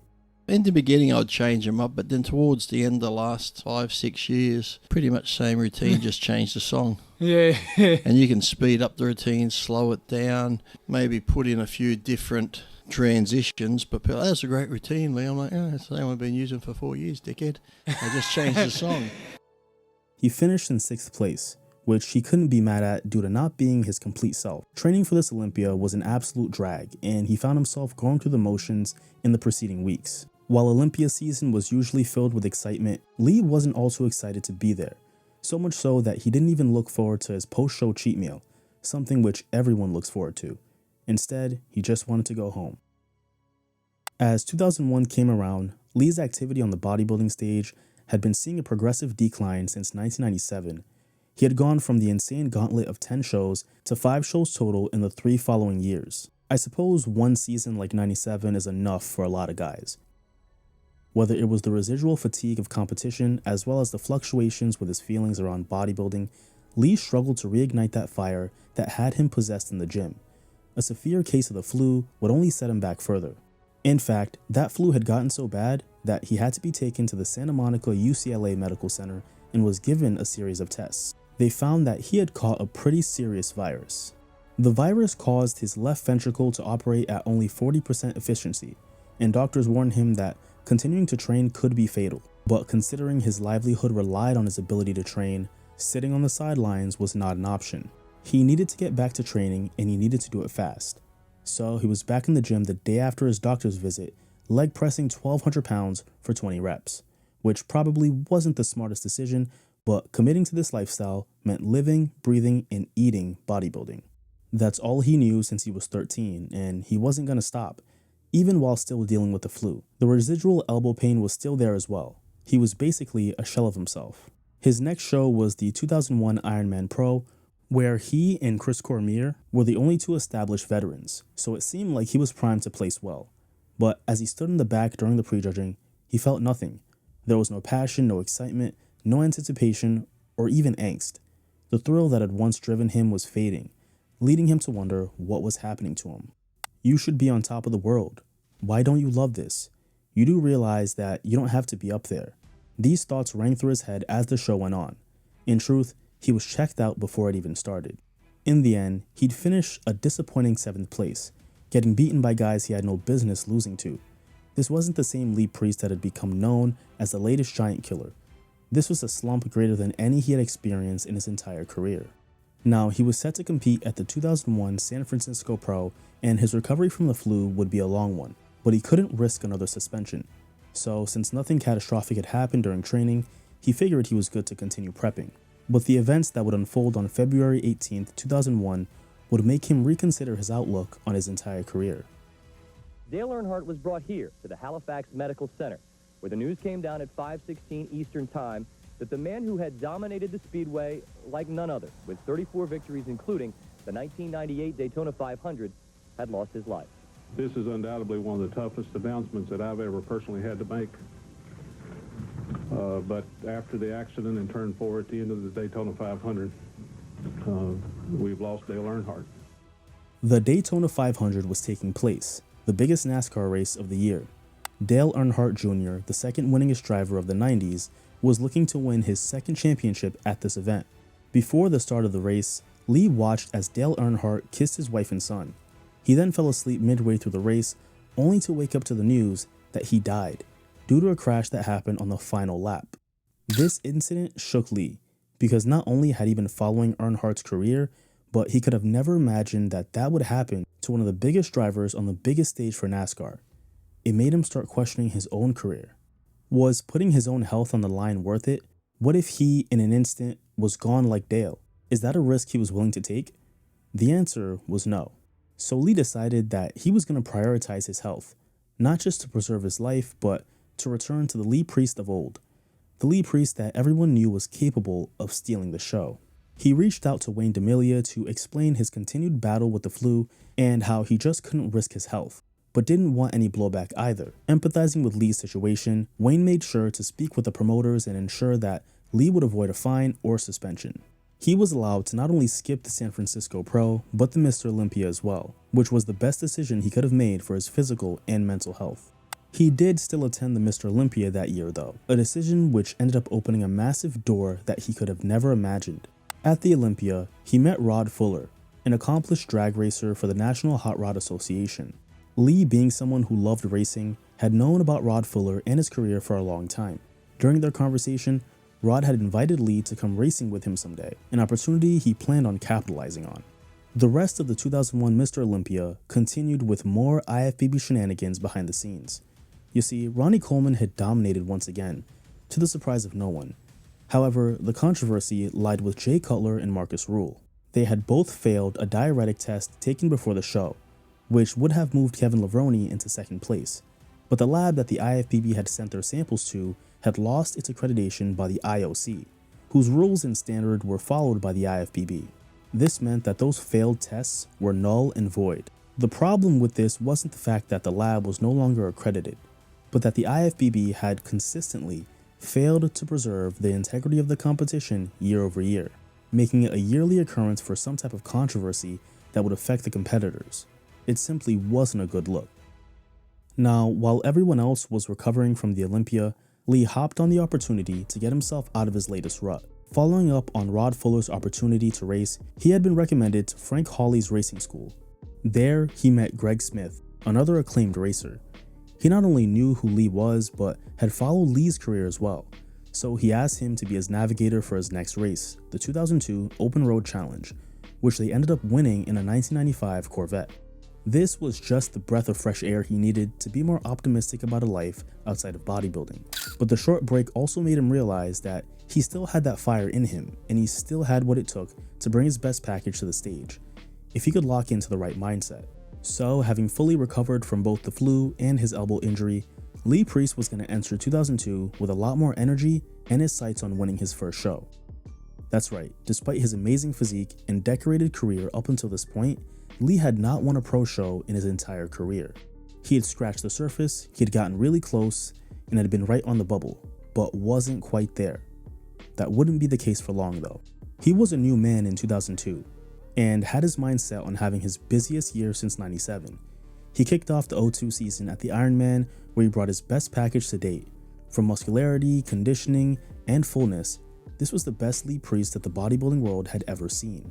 His presentation was as polished as it always had been, and it was clear that Lee was back. If it wasn't for Chris Cormier hitting his own stride, Lee would have won this show. But since Chris was also damn near perfect, he was always going to get the edge being the taller competitor. In second place, number 3, Leepriest.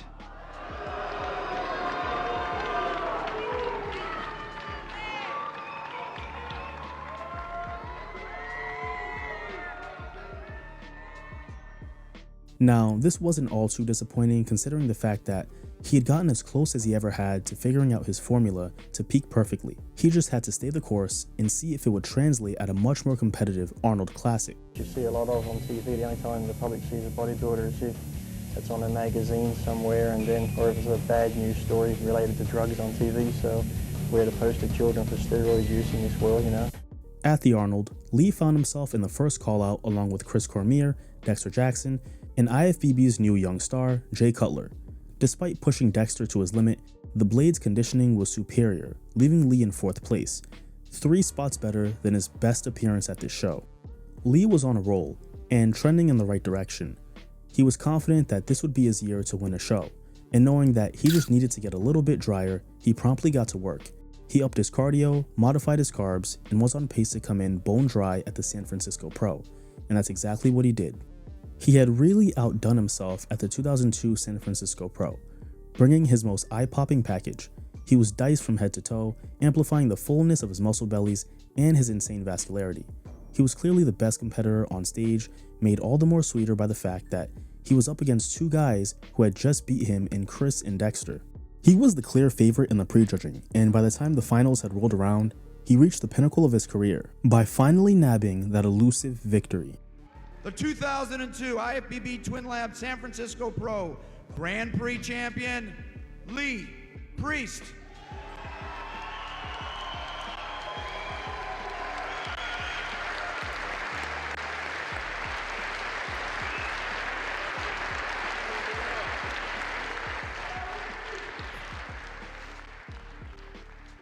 I'd like to congratulate Leepriest, his first victory as an American pro. Leepriest.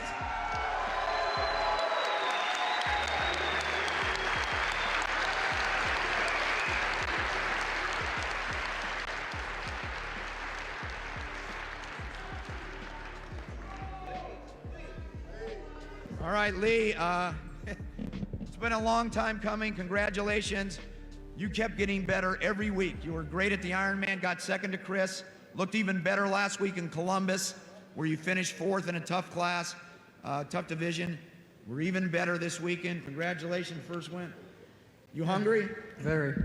I just want to say thank you to all the fans who stuck by me through last year when I was sick and people wrote me off, but for all the emails and fan letters, I want to say thank you, and I want to thank Wayne DeMillion and Giorgio for putting on a great show, and I will thank the judges. Thank you very much. I just really want to thank the fans, and want to thank my wife, Kathy, for going through the diet with me, but this is really, I really wanted to win a show, mainly for my fans and my family, my grandparents, so this is for them, so thank you very much.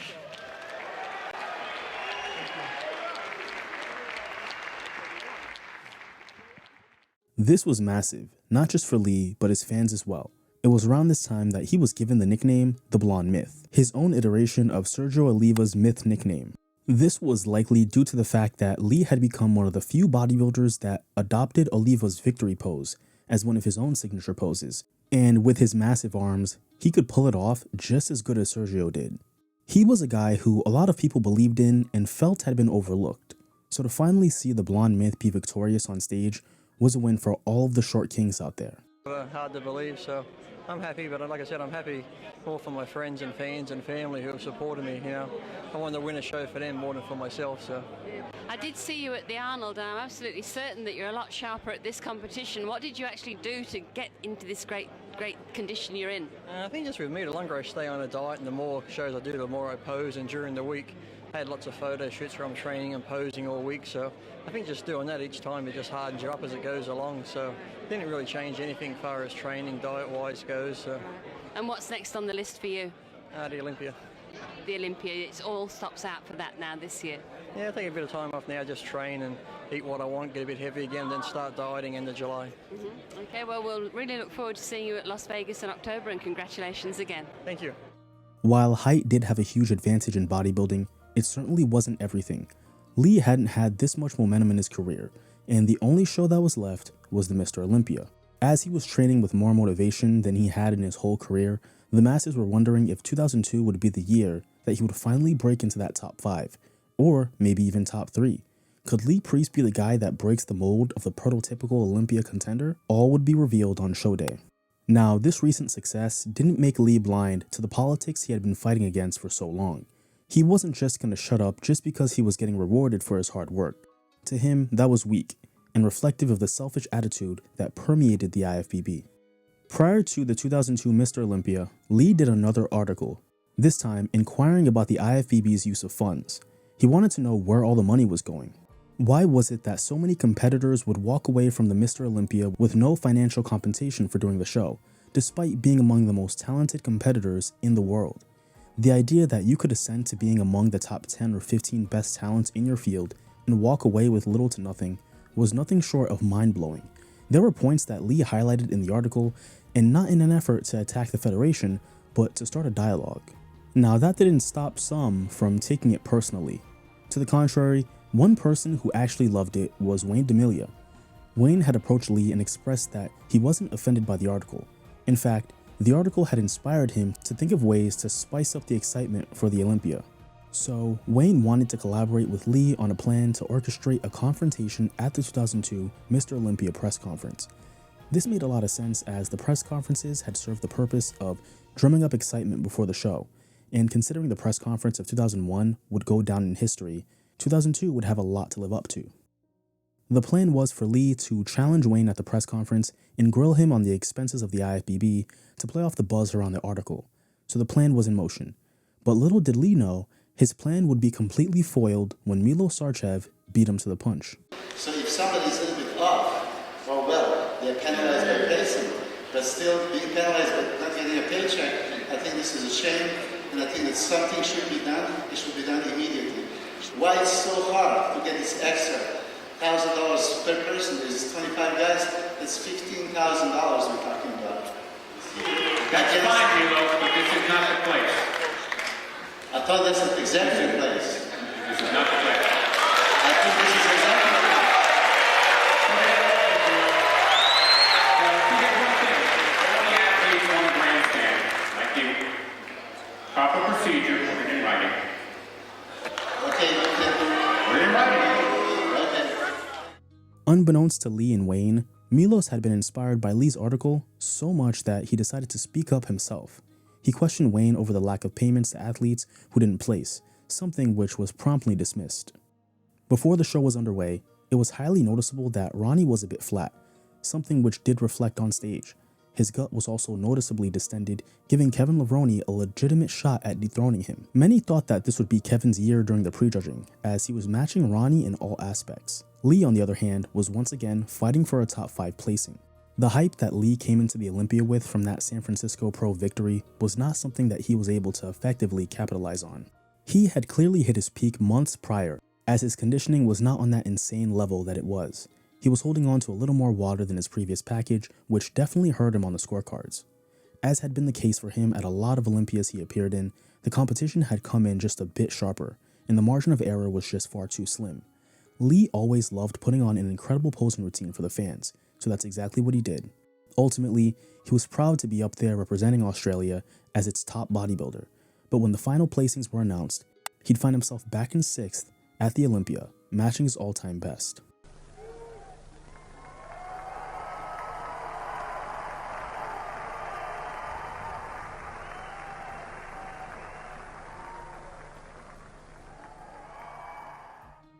While the Olympia was a big event, Lee would experience something just as big a couple weeks later.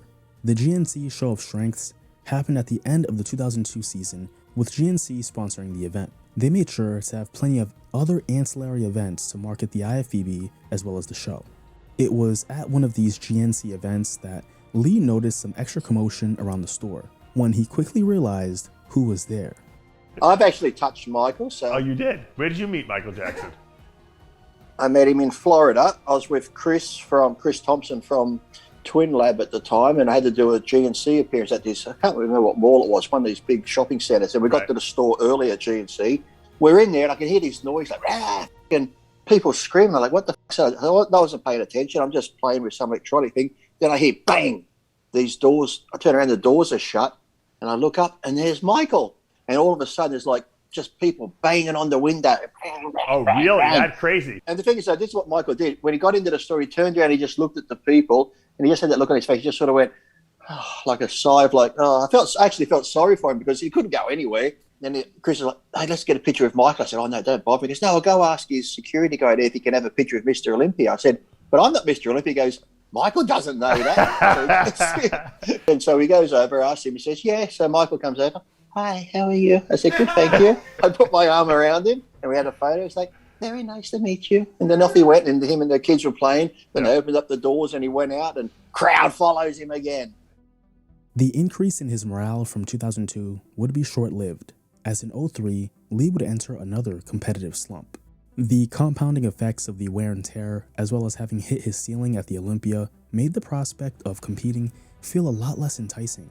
He also felt that the Olympia was becoming increasingly more commercialized and boring, and it didn't help that his elbow injury had returned, which compromised his training again.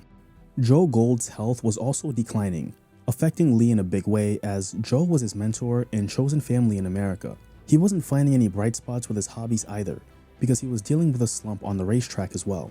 Lee and Greg Smith failed to place in that year's Nevada Open, so nothing seemed to be going right in 2003, and yet he was still bombarded with fan mail constantly asking him if he was going to do that year's Olympia. But his elbow pain had gotten so bad that he couldn't even do any pressing movements, so hitting that third gear in his training that he needed to was out of the question. So once again, he'd passed on some of the routine shows he would do every year to allow more time to heal. But even with that extra time, his energy levels were at an all-time low, and he was struggling to find the willpower to prep properly, and boy would that reflect later on. Lee had tentatively decided to compete at the 2003 Mr. Olympia, but half-assed his prep the entire way through, dieting with only 70% effort, cutting his cardio short by 35 minutes and allowing himself to indulge his sweet tooth, his biggest weakness. You see, this man is living proof that genetics are a huge factor in bodybuilding, because if there's one thing that everyone knew about him, it was his love for junk food.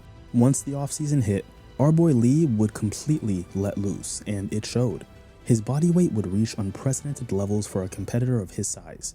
He would come close to 275 at a 5'4" frame, making him medically obese. And that was pretty clear based on some of the now iconic photos that had come out during Lee's off-season.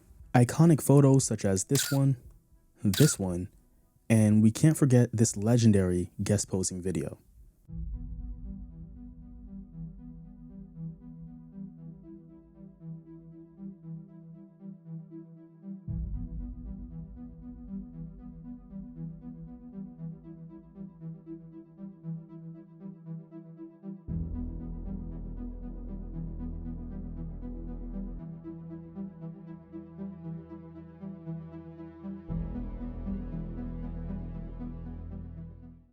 So suffice to say, our boy was thick. And while he had done a great job throughout his career of undergoing an insane transformation during prep, 2003 would be a lot tougher given his decreased motivation. He was nowhere near bringing a good package, let alone a top 5 one, and yet he still kept going. He was displaying the telltale signs of being burnt out, but he didn't know what else to do. People wanted to see him and had certain expectations when they did. Expectations that had weighed heavy on him basically his entire life. But his 03 prep was not producing a physique that was indicative of the professional that he was. His trip to KFC just a few weeks out from the show solidified that. So when the Olympia rolled around, it wouldn't be a surprise to him that he looked awful. He was so disappointed in that package, so disappointed that he didn't even want to present it on stage. The fans deserved way better than to wait an entire year just to see that. It was a sloppy package all around that was indicative of the effort that he put in. Bare minimum, poor conditioning, poor separation, and worst of all, weak presentation. Talk us through your diet, like compared to your, what were you? Well, I'd have, like I said, chicken and rice, and then after the gym I might have a couple of Big Macs. Still before the yeah. Like how long? A week out. Oh, really? Yeah, I wasn't into it at all. So I tried to do the best I could. I just did more cardio and everything, but I was just like, yeah.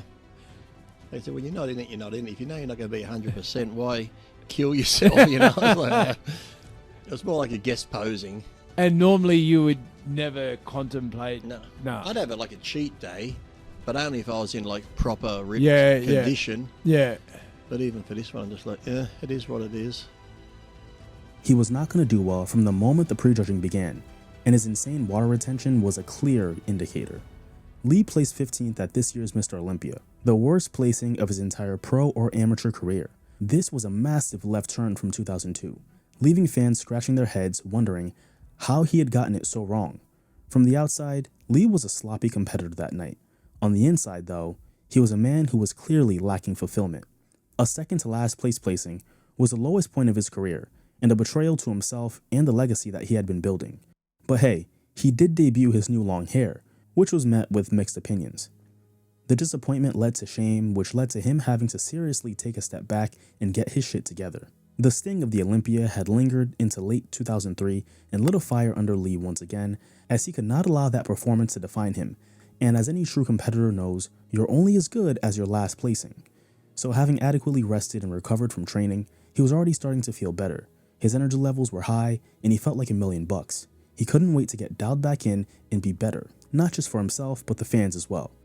So with a short turnaround, he decided to prep for the 2004 Ironman right after Christmas, with the show being in February. Now, as you could imagine, the news of Lee having committed to the Ironman had everyone talking about him. His poor package was still a topic of conversation within the industry due to the speculation around what he would look like. To a lot of people, he was on the decline, but the package that he would bring to the Ironman would quickly change that narrative. He rapidly returns to form and did a complete 180. In just a few months, he had bounced back from the worst point of his career to narrowly win the show. Under that incredible lighting, Lee flourished and pushed Dexter Jackson for the top spot. While he was as full as ever, with Dexter being so sharp, it was going to come down to the last striation, and when the scorecards were tallied, the judges gave the edge to the blade. Lee finished in second place, in a group of pretty talented young competitors who he compared very well to with his insane fullness. He'd carry that momentum into the San Francisco Pro in March, where it would be the same story. With a similar crop of competitors from the Ironman, Lee got to go against Dexter once again, whose shape hadn't faltered one bit.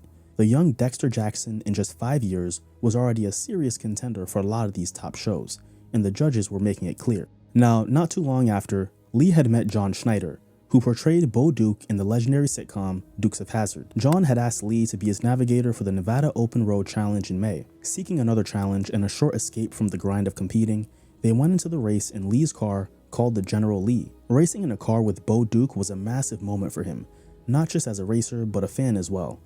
They'd finish in 4th place, bringing Lee a little more exposure in the racing world. Now, this momentum would get cut short in 2004, because more pressing matters came to light. Joe Gold's already declining health had gotten worse, and Lee needed to be there for him. Lee would spend a lot of time with him until he'd pass away on July 11th, 2004. Oh look, Joe Gold. There's Joe Gold there. Many good days up there with Joe Gold at World Gym. Sitting in the office talking to Joe. Oh yeah. Throwing people out. They were the good days, yep. It was funny. Joe left his 2 dogs to Lee, which was a massive gesture. He had been a primary member of Lee's support system in America and felt that he should have won the Mr. Olympia at some point. Joe Gold was a guiding force in his life, offering not just advice and support, but also a sense of belonging in the often cutthroat world of pro bodybuilding. In an excerpt from his book about the loss, Lee says, "Gaining Joe's affection was one of the greatest achievements of my life. He was a major part of my bodybuilding life, and without him, bodybuilding seemed empty." The death left a void in Lee's life, contributing to his conflicting feelings around competing. This marked the end of an era for Lee. Joe had been one of the last links to the golden age of bodybuilding, a time when the sport was more about camaraderie, aesthetics, and the art of sculpting the human physique. Without Joe's calming presence, Lee felt increasingly disconnected from the direction the sport was heading in. This disconnect, combined with grief, led Lee to reevaluate his place in bodybuilding and his future within it. So he needed to get away from bodybuilding entirely, at least for a moment. He was contemplating retirement, but felt like he had way more he needed to accomplish. He had made his peace with likely never winning the Olympia, so he wanted to win as many shows as he could. But the future of the IFBB was looking bleak for a few reasons. The Federation had gotten rid of Wayne D'Amelia, due to what we can call irreconcilable differences. Wayne was just as aware of the changes needed in the Federation as the athletes were. He had numerous confrontations with the Weeders over the years around investing more in the marketing of its athletes and making the Olympia more exciting. There had been a power struggle with the Weeders being resistant to a lot of Wayne's ideas. Now, perhaps their next move would add better context to their firing of Wayne. In a shocking business decision, the Weeders sold Weeder Publication, which owned the Olympia, Muscle and Fitness, Flex Magazine, and all other Weeder products. It was sold to American Media Inc., aka AMI, which was a general media conglomerate with no interest in the art of bodybuilding, just profits. This was shown during the lackluster production and the marketing for the 2004 Mr. Olympia, which resulted in a multi-million-dollar loss. This is a big one, ladies and gentlemen. What's it gonna be? Jay Cutler.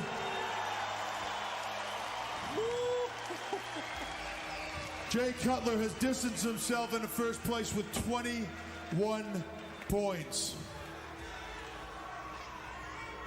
You're 7 behind, you can get 10. Big man, you're behind. What are you thinking? What's it gonna be? Is it still yours? It's still mine, baby.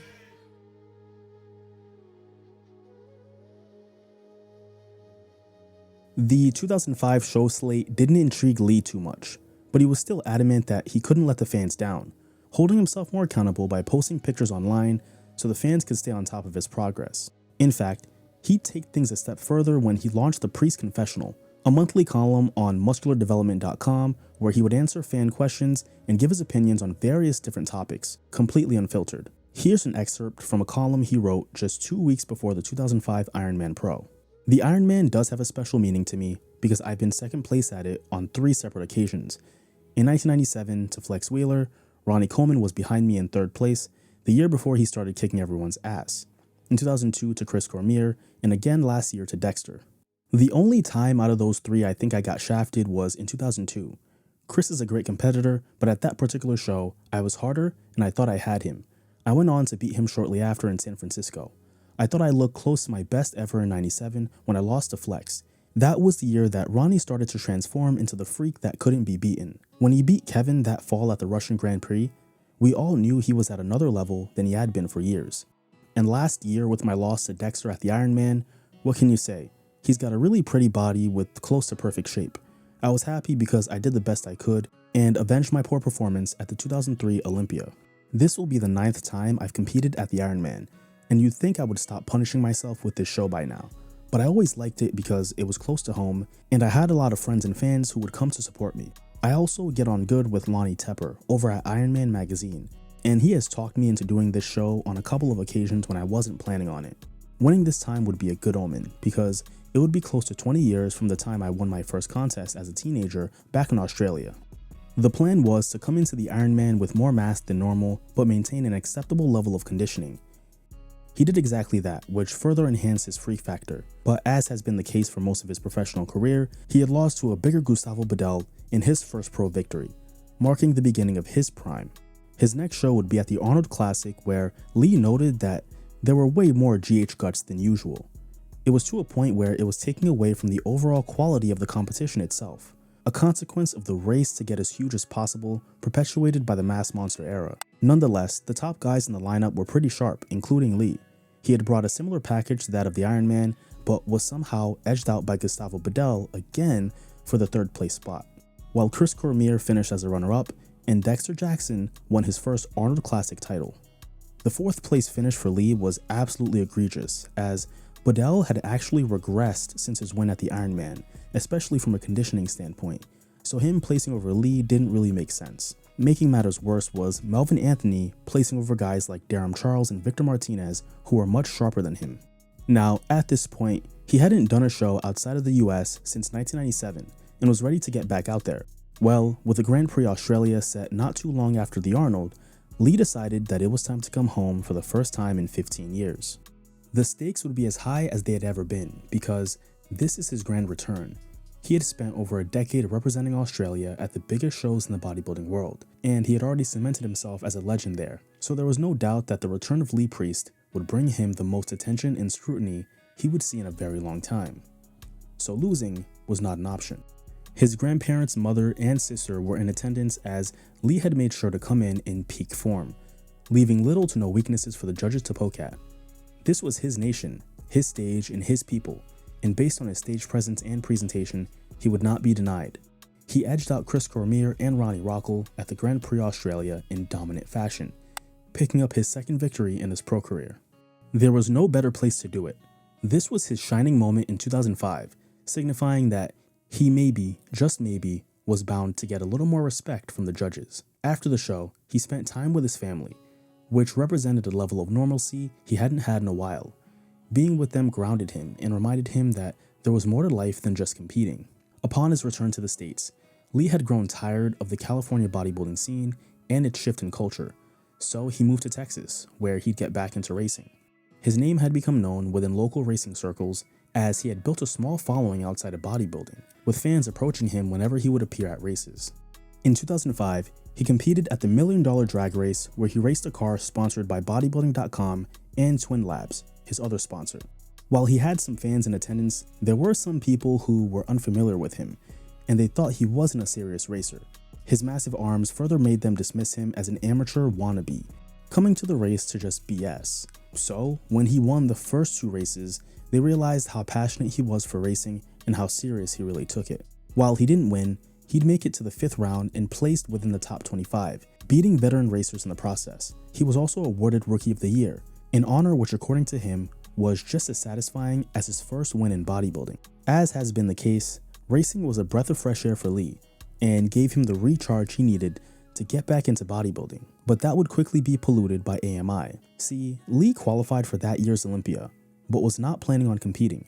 Instead, he was set to present an award at the show, until the director of AMI events, Robin Chang, informed Lee's sponsor Twin Lab that he was not to set foot on stage at all. Why he made that decision was never communicated to Lee. This massive overstep was just the icing on the cake for Lee reaching his final straw with the federation. For starters, this was the year where the IFBB introduced the intro round, the round where competitors would come out and pose individually before the comparisons. Lee thought that this was amateurish. Most egregiously, however, for some reason, the top 5 were never compared during their mandatories in prejudging, another head-scratching decision that hurt the integrity of the show and called into question how accurate the placings really were. So, to the surprise of no one, Ronnie Coleman would win number 8, but was clearly a far cry from his best self, and the writing was on the wall. The emphasis on aesthetics wasn't going to return anytime soon, and any hope that AMI would return the Olympia to its former glory was long gone. By 2006, Lee's frustration with the IFBB had reached a tipping point.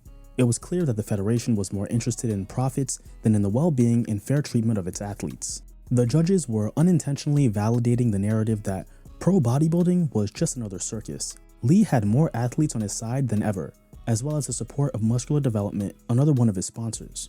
To him, this snowball of controversy that ended the 05 season just validated that getting rid of Wayne D'Amelia was the worst decision that the federation could have made, but one that would prove to be a blessing in disguise.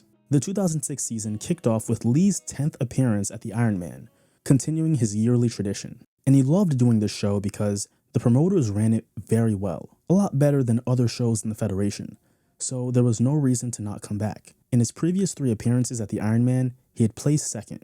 So in year number 10 of doing the Ironman, something had to give. He wanted to come in with even more mass and good enough conditioning to complement it. Seeing as physiques weren't getting smaller anytime soon, it wouldn't hurt him, especially with the lineup. There weren't any elite competitors that would be standing in his way. He was the most experienced, the most accomplished, and the most polished. So it would be no surprise when Lee would come into the Ironman and dominate the prejudging. From the moment he came out in the intro round, he knew he had it in the bag. The comparisons just confirmed that. He was clearly out-muscling everyone else on that stage, and from an audience member standpoint, you couldn't really shift your focus anywhere else.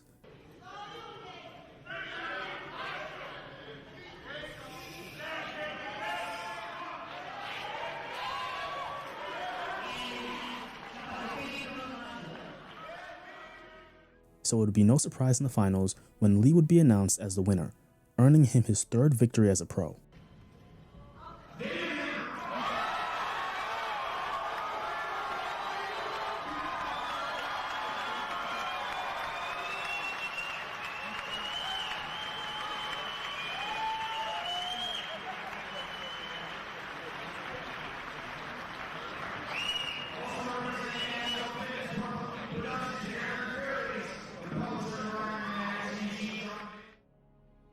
Now, he wouldn't be able to replicate this success 1 week later at the Arnold, as the contest had much bigger names, but not necessarily better packages. See, while that lineup featured some talented competition, Lee felt that he had brought a good enough package to place within the top 3, and yet he found himself once again battling for 5th place. If this seems like a running theme for Leepriest at this point in his career, it's because it is. He had constantly found himself as a fringe top 5 guy at most Olympias and Arnold Classics he competed in. It just seemed like the judges didn't see Lee as a top 5 bodybuilder, but one that was just scratching the surface. Now, despite not being in contention for the win, he would create one of the most memorable moments of his career during the finals, where he would pose in a full Superman costume.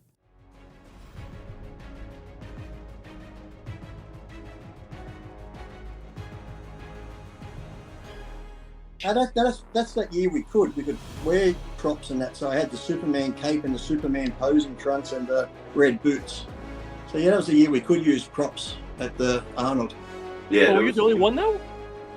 No, other people had props. No, I was probably the only one with boots on, but okay. Yeah, other people had different props and that. Yeah. You had a couple of routines that you did to Superman, right?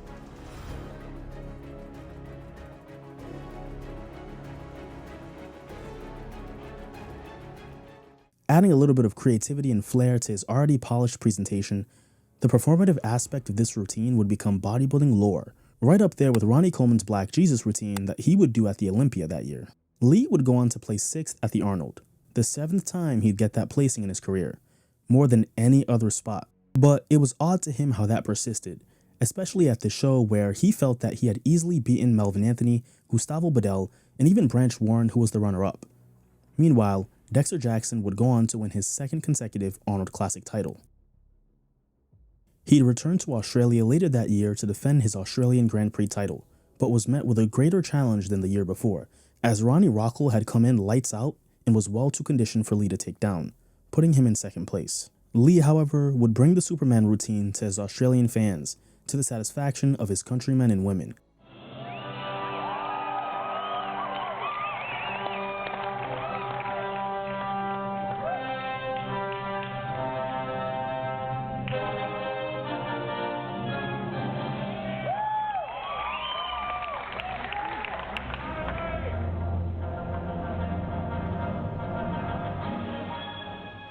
He also got to spend time with his grandparents, who despite looking older, still had a ton of energy. Lee didn't have any other shows scheduled for the year, and it was while he was mulling over whether or not he would do the Olympia that an unexpected door would open.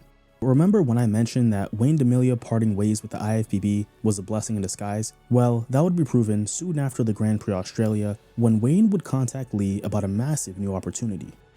In early 2006, Wayne had launched Pro Division Inc., his own bodybuilding federation created as an answer to the IFBB and its decline in popularity.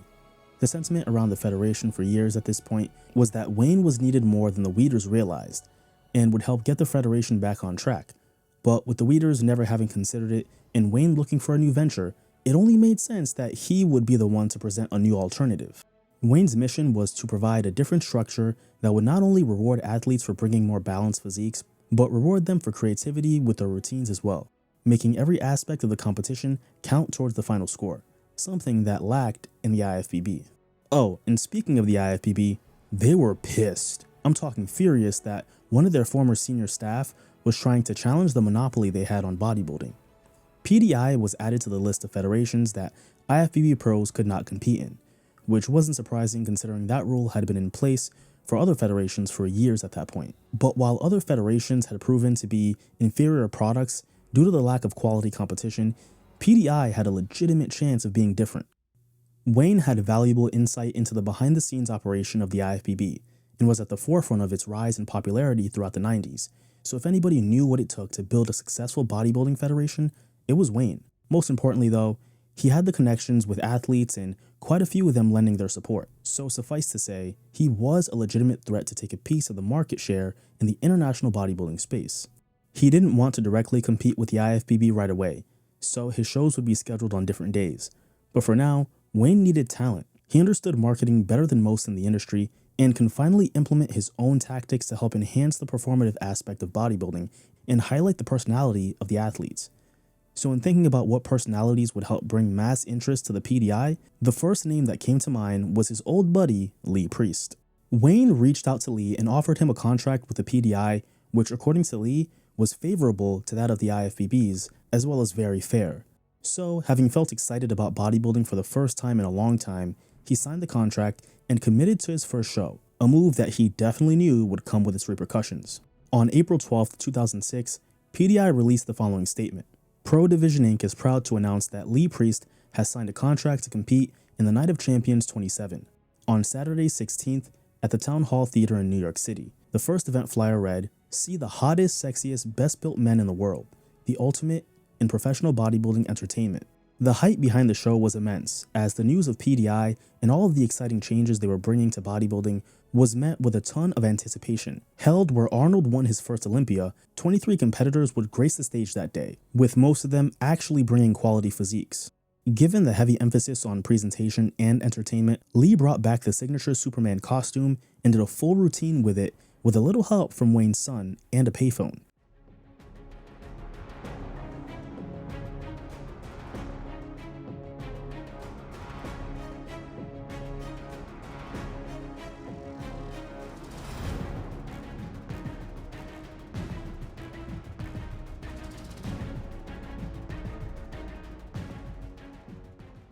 What he also presented to the stage was the start of some new ink. Small but noticeable face tattoos on the left side of his face were visible, so it was clear that he was adding to his expanding tattoo collection. Now, the entertainment factor of this show was truly a spectacle. During the final comparisons, Lee was far and away the best competitor on stage, with density and graininess, combined with how bone dry he was, made him virtually unbeatable that night. Lee's experience at this show was so positive that he was chomping at the bit to get back on stage for the next one, which was set to be in London. Shortly after this show, Lee got a call from IFBB athlete rep Bob Ciccarillo, who had cautioned Lee to not do the next one. Apparently, the IFBB was willing to not outright suspend him if he was willing to end his business relationship with the PDI. Otherwise, he was a goner. But Lee didn't care anymore. He didn't like the fact that the other athletes were committing crimes, doing drugs, adult films, and other debauchery to the knowledge of the IFBB and were facing no repercussions. Yet competing in another federation was enough to get discipline. It just didn't make sense. So, as you would expect, Lee was hit with another 12-month suspension, which he was fully anticipating and ready for. This didn't stop him from arguing his points to the federation and continuing to speak up against what he felt was blatant abuse of power on the part of the IFBB. So, they responded to his pushback by extending the ban to 2 years. And not only that, Lee had become public enemy number 1, something which was validated during an encounter that he had with Jay Cutler soon after the 2006 Olympia. Jay had dethroned Ronnie to become the next Mr. Olympia champion, so when Lee ran into him in Arizona while prepping for his next show, he made sure to congratulate Jay on the victory. He had witnessed his rise and shared the stage with him before, so it was only right that he would give him his props. However, Jay blatantly ignored him, not just on the first attempt, but the second attempt as well.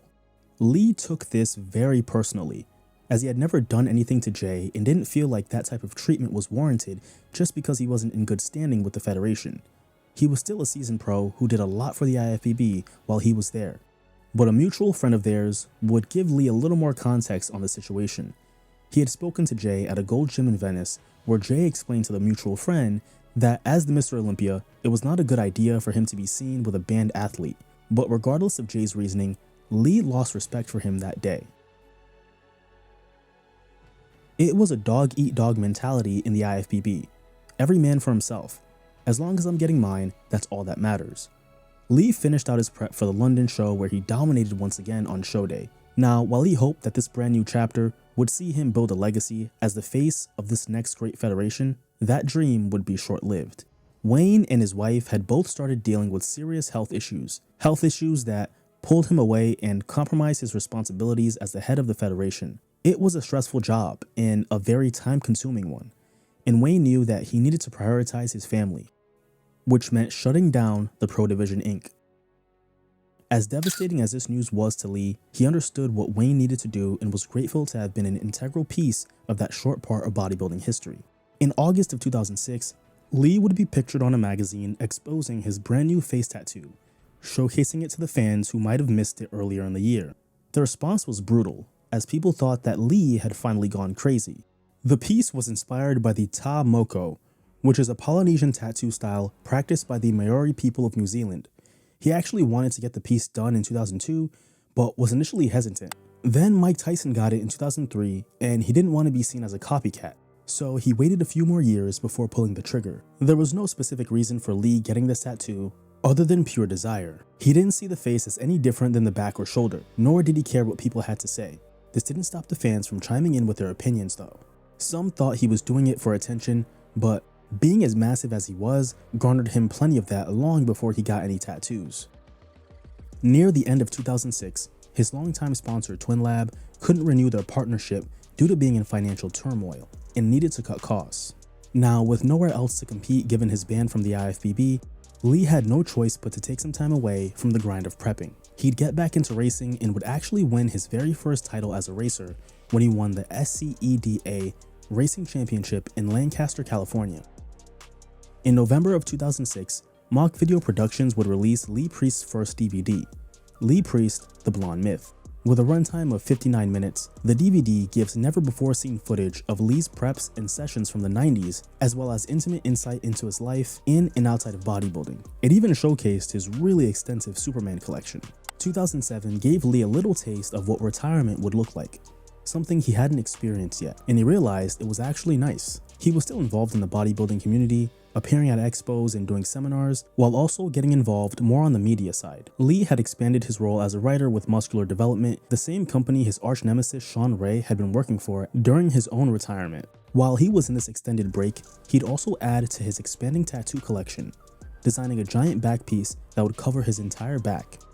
The rest of 2007 was pretty uneventful, as Lee continued training at a high level in preparation for the reinstatement of his pro card, which was right around the corner. So 2008 was set to be the return of Leepriest to the IFBB. Unfortunately though, this idea would be the last thing on Lee's mind as the year began, because in early 2008, Lee's grandmother June passed away, an event that crushed him given how much he loved her and appreciated her for her role in helping to raise him. This stung even harder considering he wasn't there in her last few months. He had spent his entire career keeping his family at a distance to protect himself from the pain of missing them, but with his grandmother's passing, he had begun to feel as if he had taken it too far. Soon after this tragedy, the IFBB had made their decision. They had reinstated Lee via an 11-5 decision, meaning that he was going to get his pro card back and was eligible to return to any IFBB stage he wanted in 2008. The Federation even started drumming up excitement around his impending return, indicated that they were more excited than he probably was. Meanwhile, he wasn't even sure if he was going to compete at all. The passion that had driven him to excel was waning, replaced by a growing sense of jadedness along with grief. He was in a rough emotional spot, a low that would only be perpetuated by the tragic death of his grandfather Owen, who had been a constant source of support and inspiration throughout Lee's life. Owen's death was a profound loss which overwhelmed Lee with unending grief.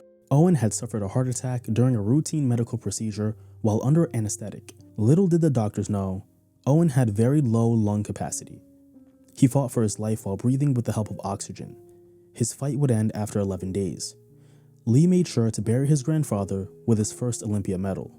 After his grandfather's passing, Lee moved back to Australia to be with the rest of his family. He needed a distraction from the pain and felt that a possible return to the stage would help with that. He had decided to do the 2008 Mr. Olympia, but unfortunately ended up tearing his right bicep, something that the IFBB was not at all happy about. They were eager to cash in on the return of Leepriest, which they were hoping would be the result of their reinstatement of his pro card.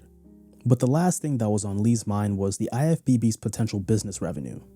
He was not going to compete again unless he was 100%, and he stood firm on that. He made recovery his main priority as he monitored his improvement and mapped out a timeline for when he would return if it wasn't in 2008. Now, it was during his recovery that he would appear on John Romano's radio show, where he did an interview on the state of his career and the current bodybuilding landscape. He touched on the necessary changes needed to the judging structure, as well as the toxicity of the pay your dues mentality that stained the art. He also reiterated his desire to see the athletes get paid more. Lee was well aware that he was calling out the IFBB yet again, an act that was bound to have some potential ripple effects. But surely the IFBB wouldn't come down on him for continuing to speak his mind, right? Surely they knew Lee's personality at this point, right? Well, the Federation didn't take his comments lightly. Combine this with him dragging his feet on competing, and they had finally had enough of Leepriest. So they didn't suspend him for another 2 years or fine him some outrageous figure. They issued him a lifetime ban from competing in the IFBB, an unprecedented move that caught him completely off guard. Every other sport can have critics and you can have your say, but not in bodybuilding. If you have your say in bodybuilding, you get suspended for life. Yeah. It's crazy, but every other sport you can comment about it. Athletes can comment about it, say it was a bad call, they weren't happy with it.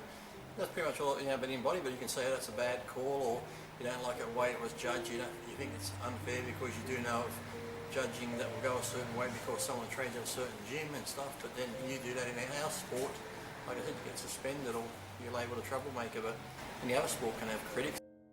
The news would be broken to him by a promoter who was having Lee guest pose at his show in Norway. It would actually be while he was en route to this show that the promoter was contacted by the Federation and told that Lee was banned effective immediately and was not allowed to appear at the show.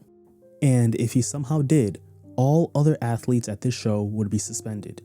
The IFBB was done with Leepriest, and he was done with the IFBB, so the only next logical step for him was retirement.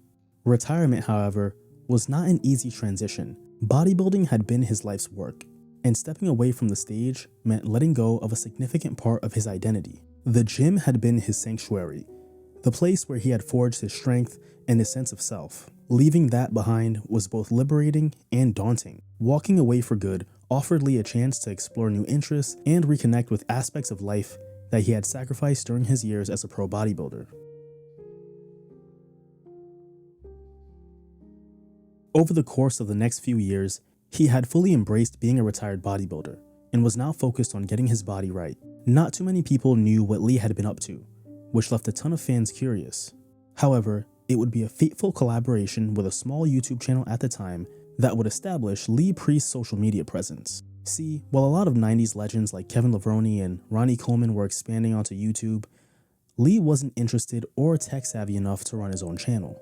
But at the time, in an effort to maintain his physical fitness, he was building a home gym, and that endeavor led him to meeting Sam of Sam's Fitness.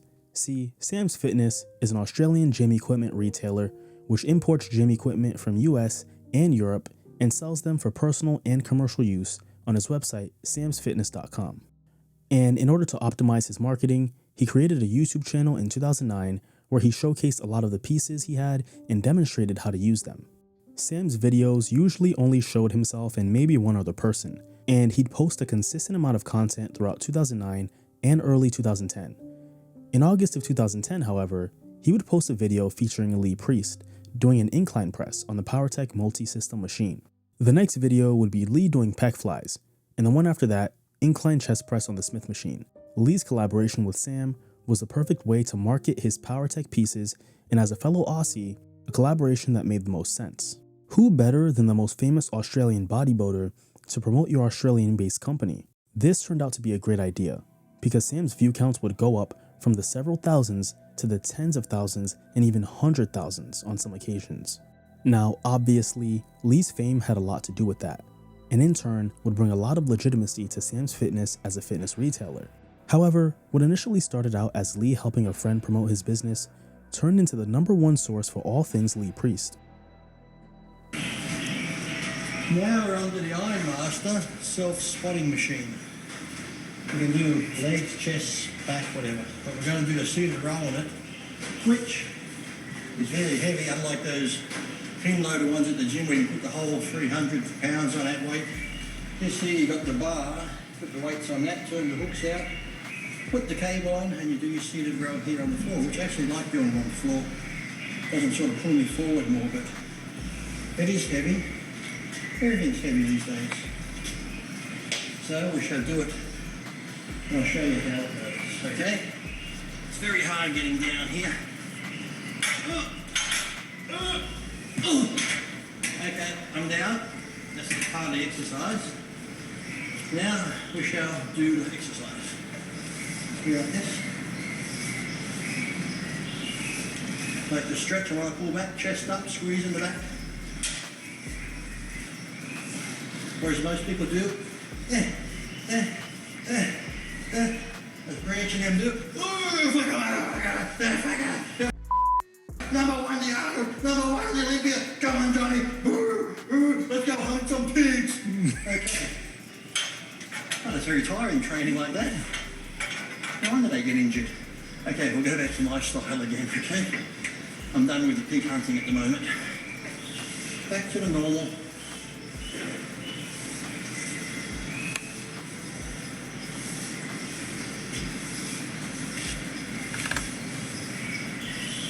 While they would continue to post demonstration videos from Sam's equipment over the course of the next 2 years, on October 31st, 2012, Sam released a video of Lee talking about his experience training legs with Tom Platz, which blew up. And did you learn anything from training legs with Tom Platz? Yes, learned to go a little bit lighter, do higher reps, more intensity.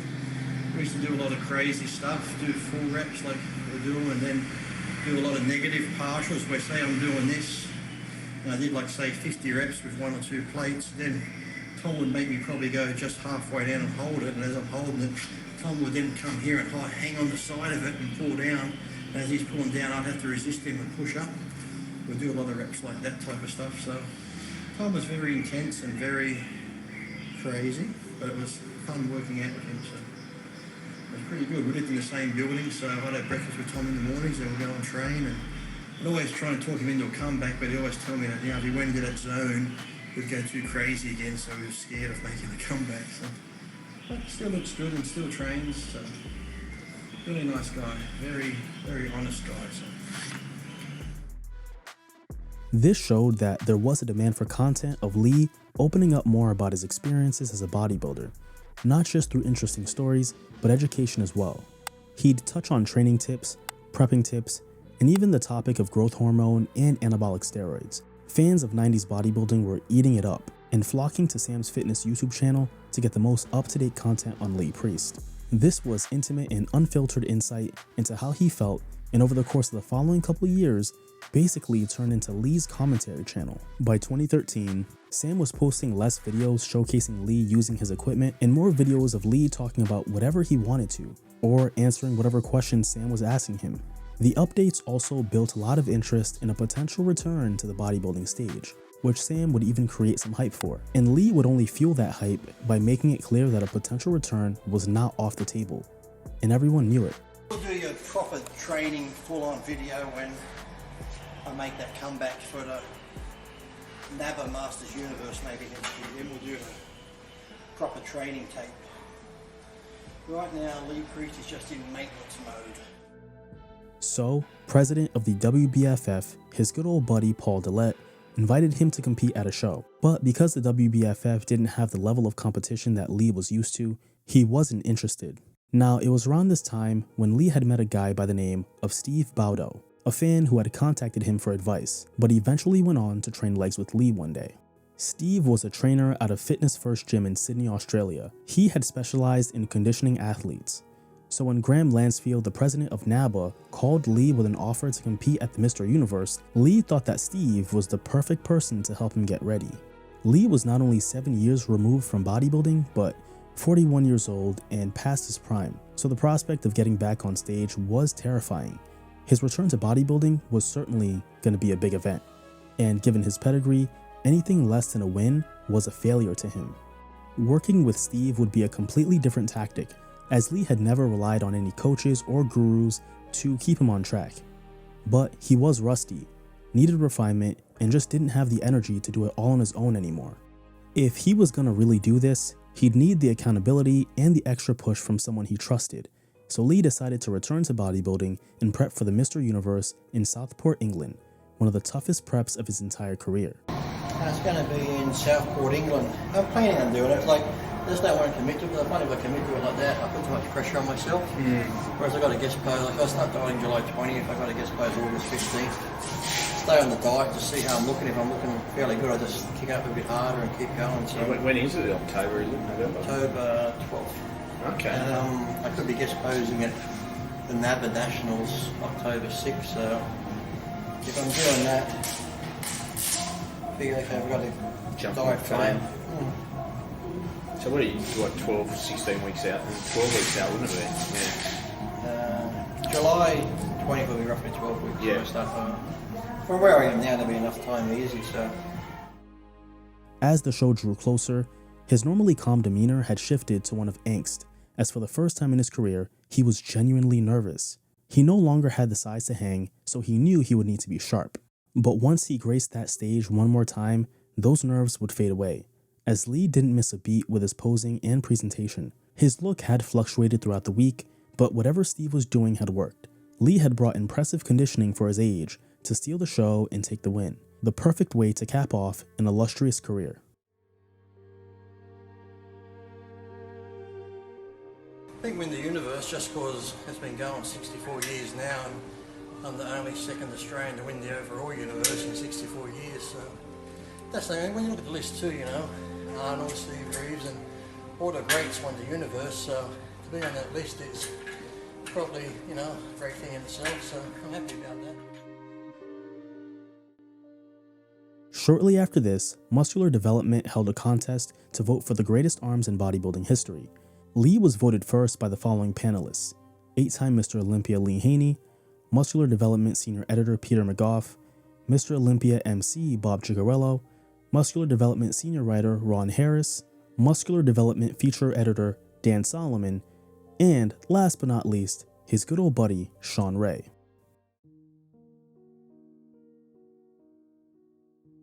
In 2014, Lee's life took a dramatic turn when he was involved in a violent car accident that resulted in a serious neck injury. Lee was T-boned by another car and decided to go home rather than the hospital. This mistake was immediately apparent because Lee could not sleep at all. He had this sharp pain in his neck every time he tried to move and was finding it increasingly difficult to breathe. So he used a tennis ball to massage his back, which quelled the pain enough to be able to sleep. The following morning, he went to a hospital and got an MRI, which revealed that the nerve between his C6 and C7 vertebrae was crushed and required surgery. While the surgery went well, it didn't come without its complications. His neck had gotten infected when he got home, leading to a large lump forming. Upon returning to the hospital, they prescribed a bunch of pain medications, but none of them had more of an effect on Lee than Oxycontin. What was initially an aid to help manage his pain slowly turned into a full-blown addiction over the course of the following months. As Lee would go on to describe it in his book, "An Oxycontin high is amazing. I'm not gonna lie. It was so good, I knew it was bad for me. Most things that feel this good are terrible for you. I was meant to take the pills every 4 hours or so, but there were days where I could only last 3 hours, sometimes barely 2 hours. The more I took, the better I felt. I existed in a state of perpetual bliss." His days had gone from being relatively productive to spending his days just looking forward to his next high. The recommended interval was 4 hours, but he would often take it sooner. He knew that he was becoming reliant on it and needed to slow down, but didn't have the strength to stop himself. It also didn't help that getting a prescription was also really easy. Because I was on them for like almost 2 months, just depressed. You felt like you didn't want to do anything. It was just like a zombie, really, because where if I wasn't out, I'd go to the gym, and like I said, I love training, but I was probably at the gym probably 20 minutes would have been max, so I'm like, fuck this, I'm going home. Then I'd just sit inside, it'd be a nice sunny day, I'm like, oh, I should be outside, but then I'm like, no, I can't be bothered going outside, and then you get depressed because you don't go outside, so rather than go outside in the sun, I just turned the lights on inside so it was nice and sun, like bright inside. And then as the afternoon comes, you're like, oh great, the day's over, I can go to sleep. So you take more pills like Valium and that to go to sleep, then wake up the next day and start all over again. Like, oh, I don't want to get up, I don't want to go to the gym, you don't want to do this. He was spiraling bad and wasn't aware how bad it was until he saw himself in one of Sam's videos where he looked drunk and completely out of it. It was at that point that he decided to do some additional research on Oxy to better understand what it was doing to him. And what he learned about the side effects horrified him. He did a deep dive on the stats behind opioid addiction, only to find out that Australia had actually declared a national emergency. They had the second highest addiction rate outside of the US. As scary as this revelation was, Lee did find comfort in knowing that he wasn't alone with what he was dealing with. So soon after, he decided to admit himself to a rehab facility in Toronto, which was considered one of the best in the world. Rehab was a time of reflection for Lee. He was in a new environment surrounded by people dealing with the same afflictions as him. The stories he heard and the people that he met made it a sobering experience. The withdrawals were difficult and challenged Lee's mental toughness in a way that he couldn't imagine, but he got over the hump and eventually got clean. Rehab gave him a routine that he could follow. It also gave him structure and peace, and an escape from reality. So, as his treatment was coming to an end, he didn't want to go back home. In an effort to ground himself, he found a local gym to train at, because he needed the weights then more than ever. It was during one of his sessions that he noticed, while doing chest presses, he couldn't feel his entire right side. He brushed it off in the moment because, for the time being, he had bigger things to worry about. The adjustment of going from a remote location with a tight schedule to a world of freedom was truly scary, but Lee was committed to overcoming his addiction, and he did. Stint in rehab. Detox. Rehab. From all the pain pills they gave me for my neck, I finally got to the point where I'm like, I don't need the pain pills anymore, but so I went to stop taking them, but the body had different ideas. So once I knew that was feeling that way, I just put myself in detox for 2 weeks, and that was a fun place. I just sat there colouring in with some old ladies. Sat there with one lady I met called Pam. She's a nice lady, Pam, and her husband Tony. I go to their place for a barbecue every now and then now, so it was nice. But the place itself was pretty good in the process. And then you have like different things you can do, like mindfulness and meditating type stuff. And in the morning, you have a morning walk you can go on down to the water. And then after a few days, I was allowed out, so I could sort of leave and go down to the gym, but because I felt shitty, I didn't really want to go to the gym. But I went down a couple of times, and when I was down there, some young kids like, oh, you're Leepriest, we have a picture. I'm like, okay. Yeah. I just put myself caught up one day, and they said they had a bed, so I went in that very same day, and 2 weeks later I come out and feel good. Still, the first couple of times out I felt weird, because even though you're only in there 2 weeks, you sort of got everything, you know, your food's given to you at a certain time, you do this, you do that, so it's almost like people who go to jail for years, they get out of jail and they can't sort of function in the outside world. So I was only in there 2 weeks. Normally their stints are 3 weeks minimum, but after 2 weeks I was okay to leave, so I did. But there's people in there that have been there 6, 8 weeks, and they're still not right, and they've still got to give them different medications to make them better. So there's a lot of people worse off than I was. So. I made some friends in there, helped some people out, and made a few good friends, and they said I saved their lives and stuff. So there you go. The experience was really humbling for him. It forced him to confront his vulnerabilities and reassess his priorities. With a new sense of control over his life, Lee was ready to get back to his usual self. But that didn't mean that his beef with the IFBB would subside, because long after he had retired and graced the stage for the last time, their grudge against him would continue to affect his life. You see, Lee had linked up with Aaron Lambo, a popular fitness influencer and bodybuilder who eventually branched into supplements. In promoting his supplements, he felt that Leepriest would be the perfect spokesman to go on tour with, and Lee agreed. So they went to the UK and Ireland and did events at local gyms, which was going really well until, according to Lee, William Tierney, head of the IFBB in Britain, told local gyms that if they hosted Lee and Aaron for seminars, then the IFBB pros belonging to those gyms would be suspended. If this is true, that is absolutely insane. Because in the grand scheme of things, Lee only ever spoke his mind for the betterment of the athletes, not necessarily himself. He devoted most of his life to the IFBB, beating his body to a pulp in the process, and yet everything he's done gets thrown by the wayside, all because he dared to speak his mind. On March 22, 2015, NABA and the WFF held a joint show in Sydney, Australia that was 1 year in the making, the Leepriest Classic. This was an international show with talent from South Korea, Czech Republic, China, and New Zealand, just to name a few countries. Having a show named after you is somewhat of a lifetime achievement award in bodybuilding. The Dexter Jackson Classic, the Phil Heath Classic, and the Jay Cutler Classic, which I actually competed in, all hold tremendous value among the amateur ranks, mainly due to their namesakes. So despite not being an NPC show, the Leepriest Classic would have the same effect. Now at this point, Lee was 18 years removed from possibly being the first Bane, an opportunity which, if it had worked out, would have branched him into the acting world. But despite being a lot older, he was more charismatic and comedic as ever, so the opportunity to get some acting credits would present itself once again. Lee appeared in the 2015 Australian movie Dumb Criminals, the movie, a film about, as you probably guessed it, dumb criminals. Specifically, two guys who try to raise money for a young girl's medical treatments through a series of crazy and hopeless schemes. Lee played the role of a character named Blueberry. That same year, he played an extra in the American movie Addiction, a 60s love story. Soon after, he'd reprise his role as Blueberry in the Dumb Criminals sequel, Dumb Criminals Motorcycle Club. Now, while Lee had found peace post-retirement, he'd also reignite his beef with longtime arch-nemesis Shawn Ray. They say some things never change, and this was certainly one of them. So here's the backstory.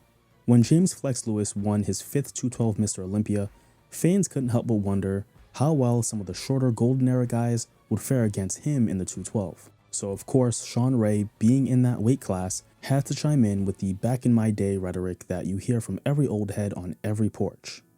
I stood up against the best in the world. I wasn't categorized in a division that was limited by how tall I was or what my weight was. I stood amongst the giants and I took them out. When you say you're only as good as your competition, Flex Wheeler, Kevin Levrone, Chris Cormier, they all are some of the winningest bodybuilders in the world when you combine how many victories they have throughout their careers.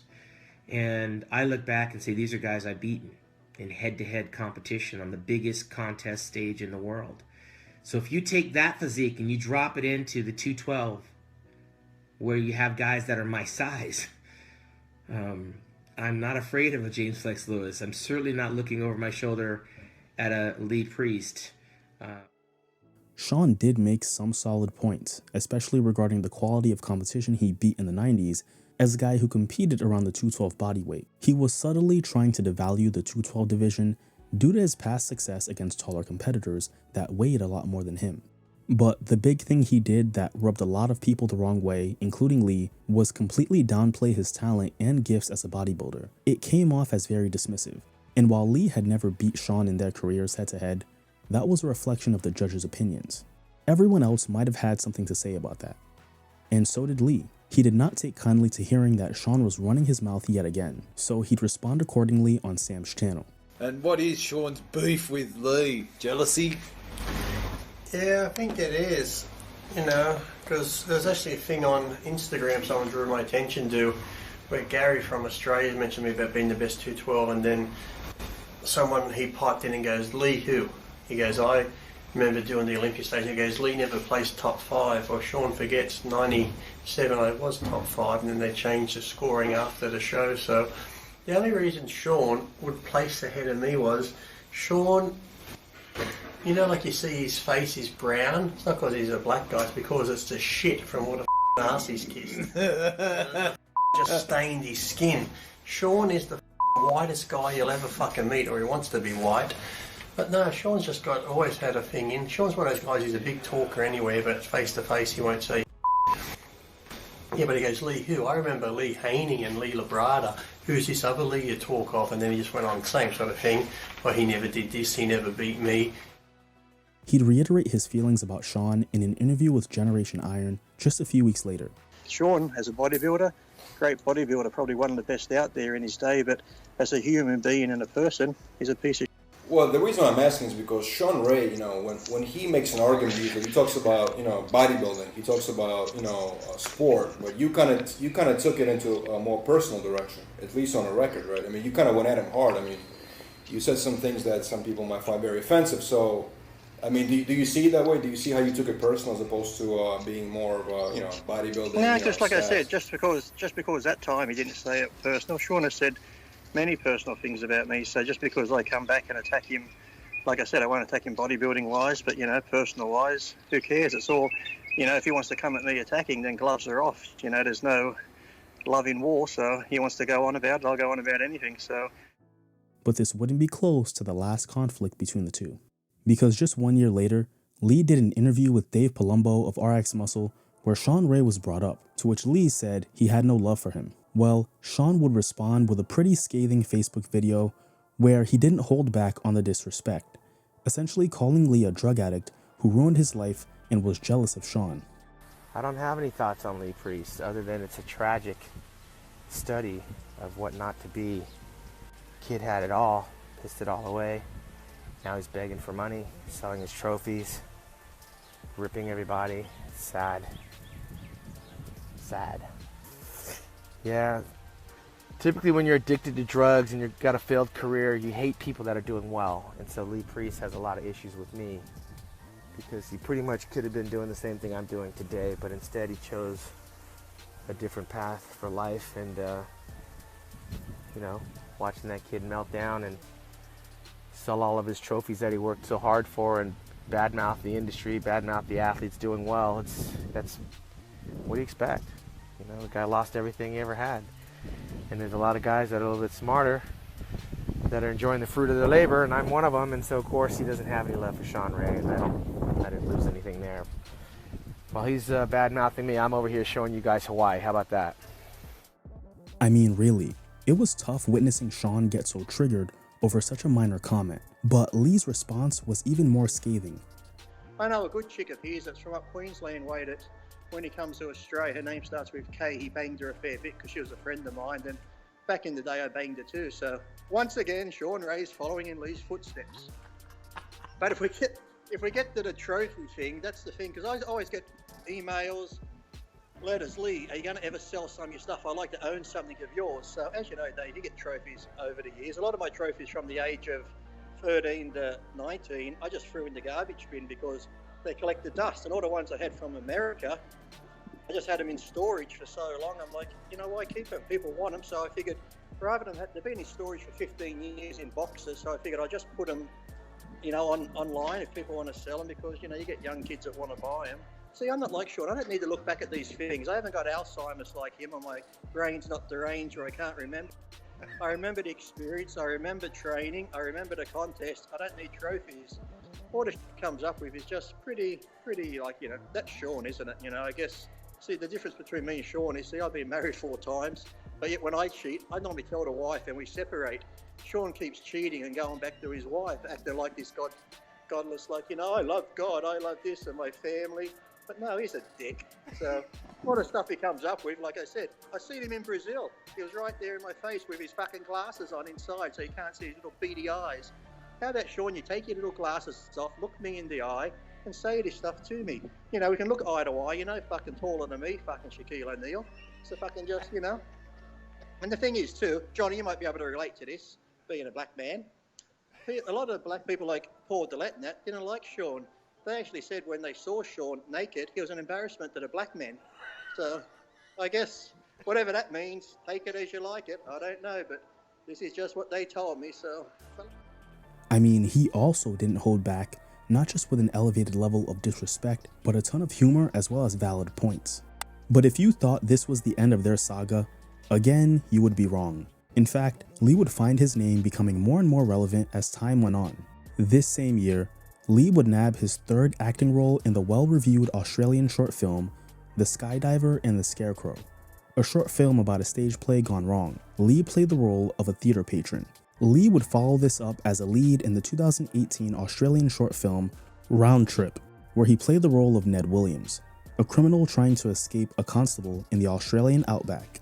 In April of 2019, Lee began the process of getting his infamous face tattoo removed, simply because he was getting bored. He had made it a point to never let his ink stay the same, constantly adding more to it over the years. This included some new ink on his body and back, but there wasn't much he could add to his face without completely covering it, which he didn't want. All good things must come to an end, and this would be the case for his face tattoo. Actually, I just had it done. It's still a little bit red and swollen. I just had it done on Sunday, so it's only 2 days ago. So how many it's coming treatments? off good look. How many treatments have you had? One. Oh, 4. It's like burning the flesh, isn't very it? Good. So how many more is it going to take? And are you going to get rid of it all or completely? It's hard to say because, you know, where the ink is, sometimes, you know, if the tattooist has put the ink in deeper, it can depend on the type of ink. That's why some are pretty much all gone now and some still there. And I like what the comments online, oh, you regret it, you're finally getting rid of it, blah. Like, I've had it for 13 years, I'm just bored. Yeah. Like any other tattoo I have, if I get bored, I do a cover up or I just turn it into something else. It's like, well, I couldn't really turn this into anything unless I kept making it bigger and bigger. I was thinking maybe half a Darth Vader type face, but so I'm just removing it so I can upset the people, because once it's removed, I'm putting something new on there. So. Oh no! He then went on to make his first 3 appearances on the Australian show Fat Pizza, Back in Business, a show about a former delivery driver who tries to rebuild the infamous Fat Pizza restaurant. His first appearance was on season 1, episode 2, as a character named White Power. Lee's appearances on the big screen would continue, as later that year in September, Generation Iron would release the documentary Leepriest vs. Bodybuilding, a documentary on Lee's life that detailed his rise to bodybuilding superstardom, as well as his career-long fight against the IFBB and its politics. It included Lee, his mother, sister, Andy Cunningham, as well as various other people in his life. The documentary was well received and received a score of 7.9 out of 10 on IMDb. Despite this, Lee was incensed because as a part of his contract with Generation Iron for this documentary, he had the right to review the final draft and make changes that he requested. But despite letting them know that he wasn't happy with the product, they blatantly ignored him. The glaring problem for him was that the crew had interviewed many of Lee's lifelong friends and colleagues, people that had known him his entire life. But they opted to leave them out of the documentary in favor of bigger names that didn't know him well, like Jay Cutler. He also was not a fan of the title Leepriest vs. Bodybuilding.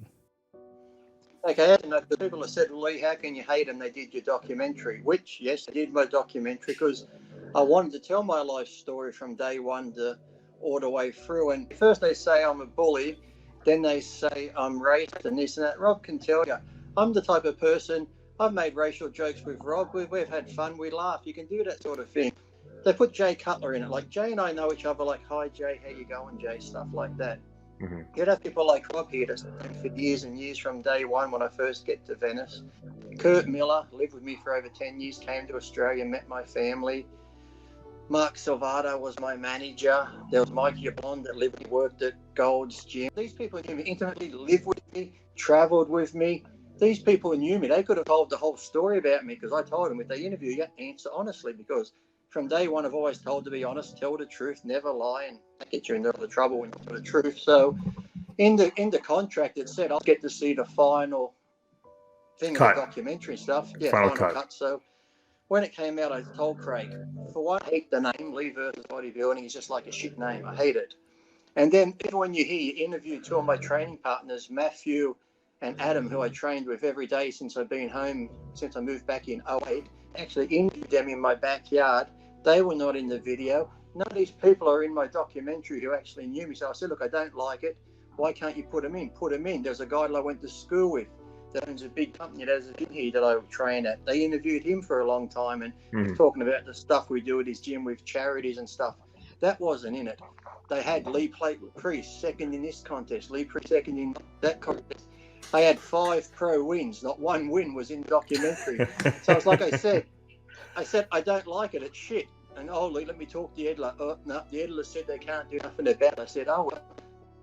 Over the course of the next few months, Lee and Generation Iron would engage in a very public back and forth that would spill over into 2020, with one Generation Iron employee launching a public smear campaign against Lee. Dave Palumbo went on to acquire text messages of an employee admitting that Generation Iron had cut ties with Leepriest. and did not associate with him and refused to work with him in the future. This employee even made some disparaging comments about Lee's character and falsely claimed that Lee was blocked by other legends, which wasn't true at all. In November of 2020, Lee would publish his book with Formala New Zealand Limited titled Believe in Yourself, the Leepriest story. A primary source for this video, the book dives into Lee's childhood and also gives a detailed account of his entire career and his falling out of love with bodybuilding, all from his perspective. In the last 2 years, Leepriest would appear on various different shows. He played the role of a prison boyfriend on Season 4, Episode 2 of the Australian TV series Houseos. In 2023, he appeared on 7 episodes of Darragdong Local Council as a parking officer, and in May of 2024, 6 episodes of Outback Outlaw Comedian as himself. Today, Leepriest remains an influential figure in the bodybuilding community, known for his outspoken nature and willingness to challenge the status quo. Lee has continued to not shine away from speaking out on issues within bodybuilding. He continues to advocate for better conditions and more respect for athletes, using his platform to raise awareness of the challenges faced by professional bodybuilders. His honesty and integrity have earned him a loyal following, even though those qualities had sometimes brought him into conflict with the powers that be. He hasn't been afraid to continue to give his opinion on the modern state of bodybuilding, particularly the IFBB. He's not impressed with the quality of today's competition.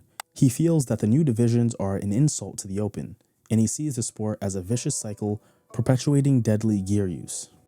Look, I respect anyone that goes to the gym and trains, but for me, it's like, when are we going to stop with all these divisions? But some of these guys, they're more feminine doing this with their arms than the women are.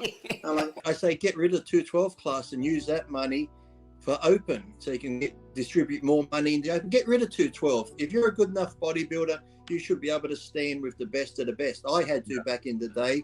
Lee Labrada did, Franco Colombo did, a lot of other shorter guys had to, smaller guys. So I say get rid of the 212 class altogether, and that money could go to more, like I said, in the open classes and spread it out more. It's like I said, it's always the ones who don't compete. 12 months of the year on them, large amounts, and never come off them. So if I was never to compete, no, I wouldn't take them unless I said maybe you had injury to help the injury heal. Yes, then, but to look good, like I said, you don't need drugs. If you're just the average person, just diet down, eat clean, do your cardio. So no, you don't need them if you're not going to compete at all. It's just, to me, stupid. He still feels that personality is the key to gaining attention as a bodybuilder, and that the IFBB would be a better product if they highlighted the bold characters. Everything that Lee sees today makes him miss the old days. Despite this, he still makes sure to credit athletes where credit is due and give his commentary and reviews on some of the biggest shows every year, right on Sam's Fitness YouTube channel. His willingness to speak out against the politics and exploitation in bodybuilding earned him both respect and vitriol, and also made him a prime target throughout his career. But he was more than willing to be a martyr if it meant bringing more attention to all of these issues. At the end of the day, everything he said and did was for the love of the game.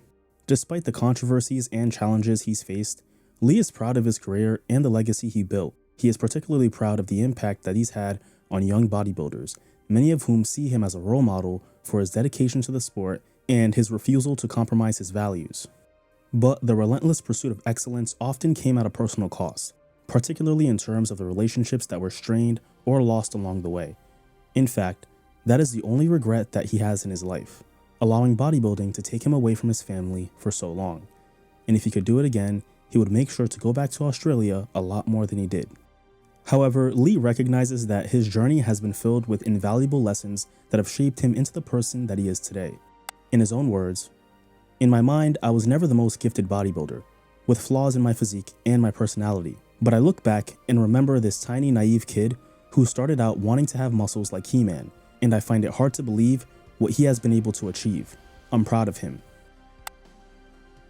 These days, Sam's Fitness YouTube channel is basically Lee's channel as well, as evidenced by the channel's banner. Lee has made it a point to stay pretty active on social media, making him one of the most followed golden era bodybuilders on Instagram and Facebook.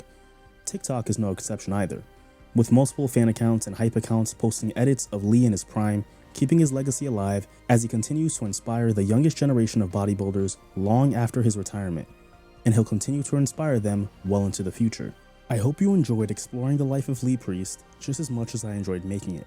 And if you did, please hit that like button, leave a comment, and subscribe to the channel as it helps it out a lot. It's been my dream to get this channel to 100,000 subscribers. So for those of you who regularly watch my content but aren't subscribed yet, please consider helping me out on that journey. I'm Large Kofi. Thank you for watching.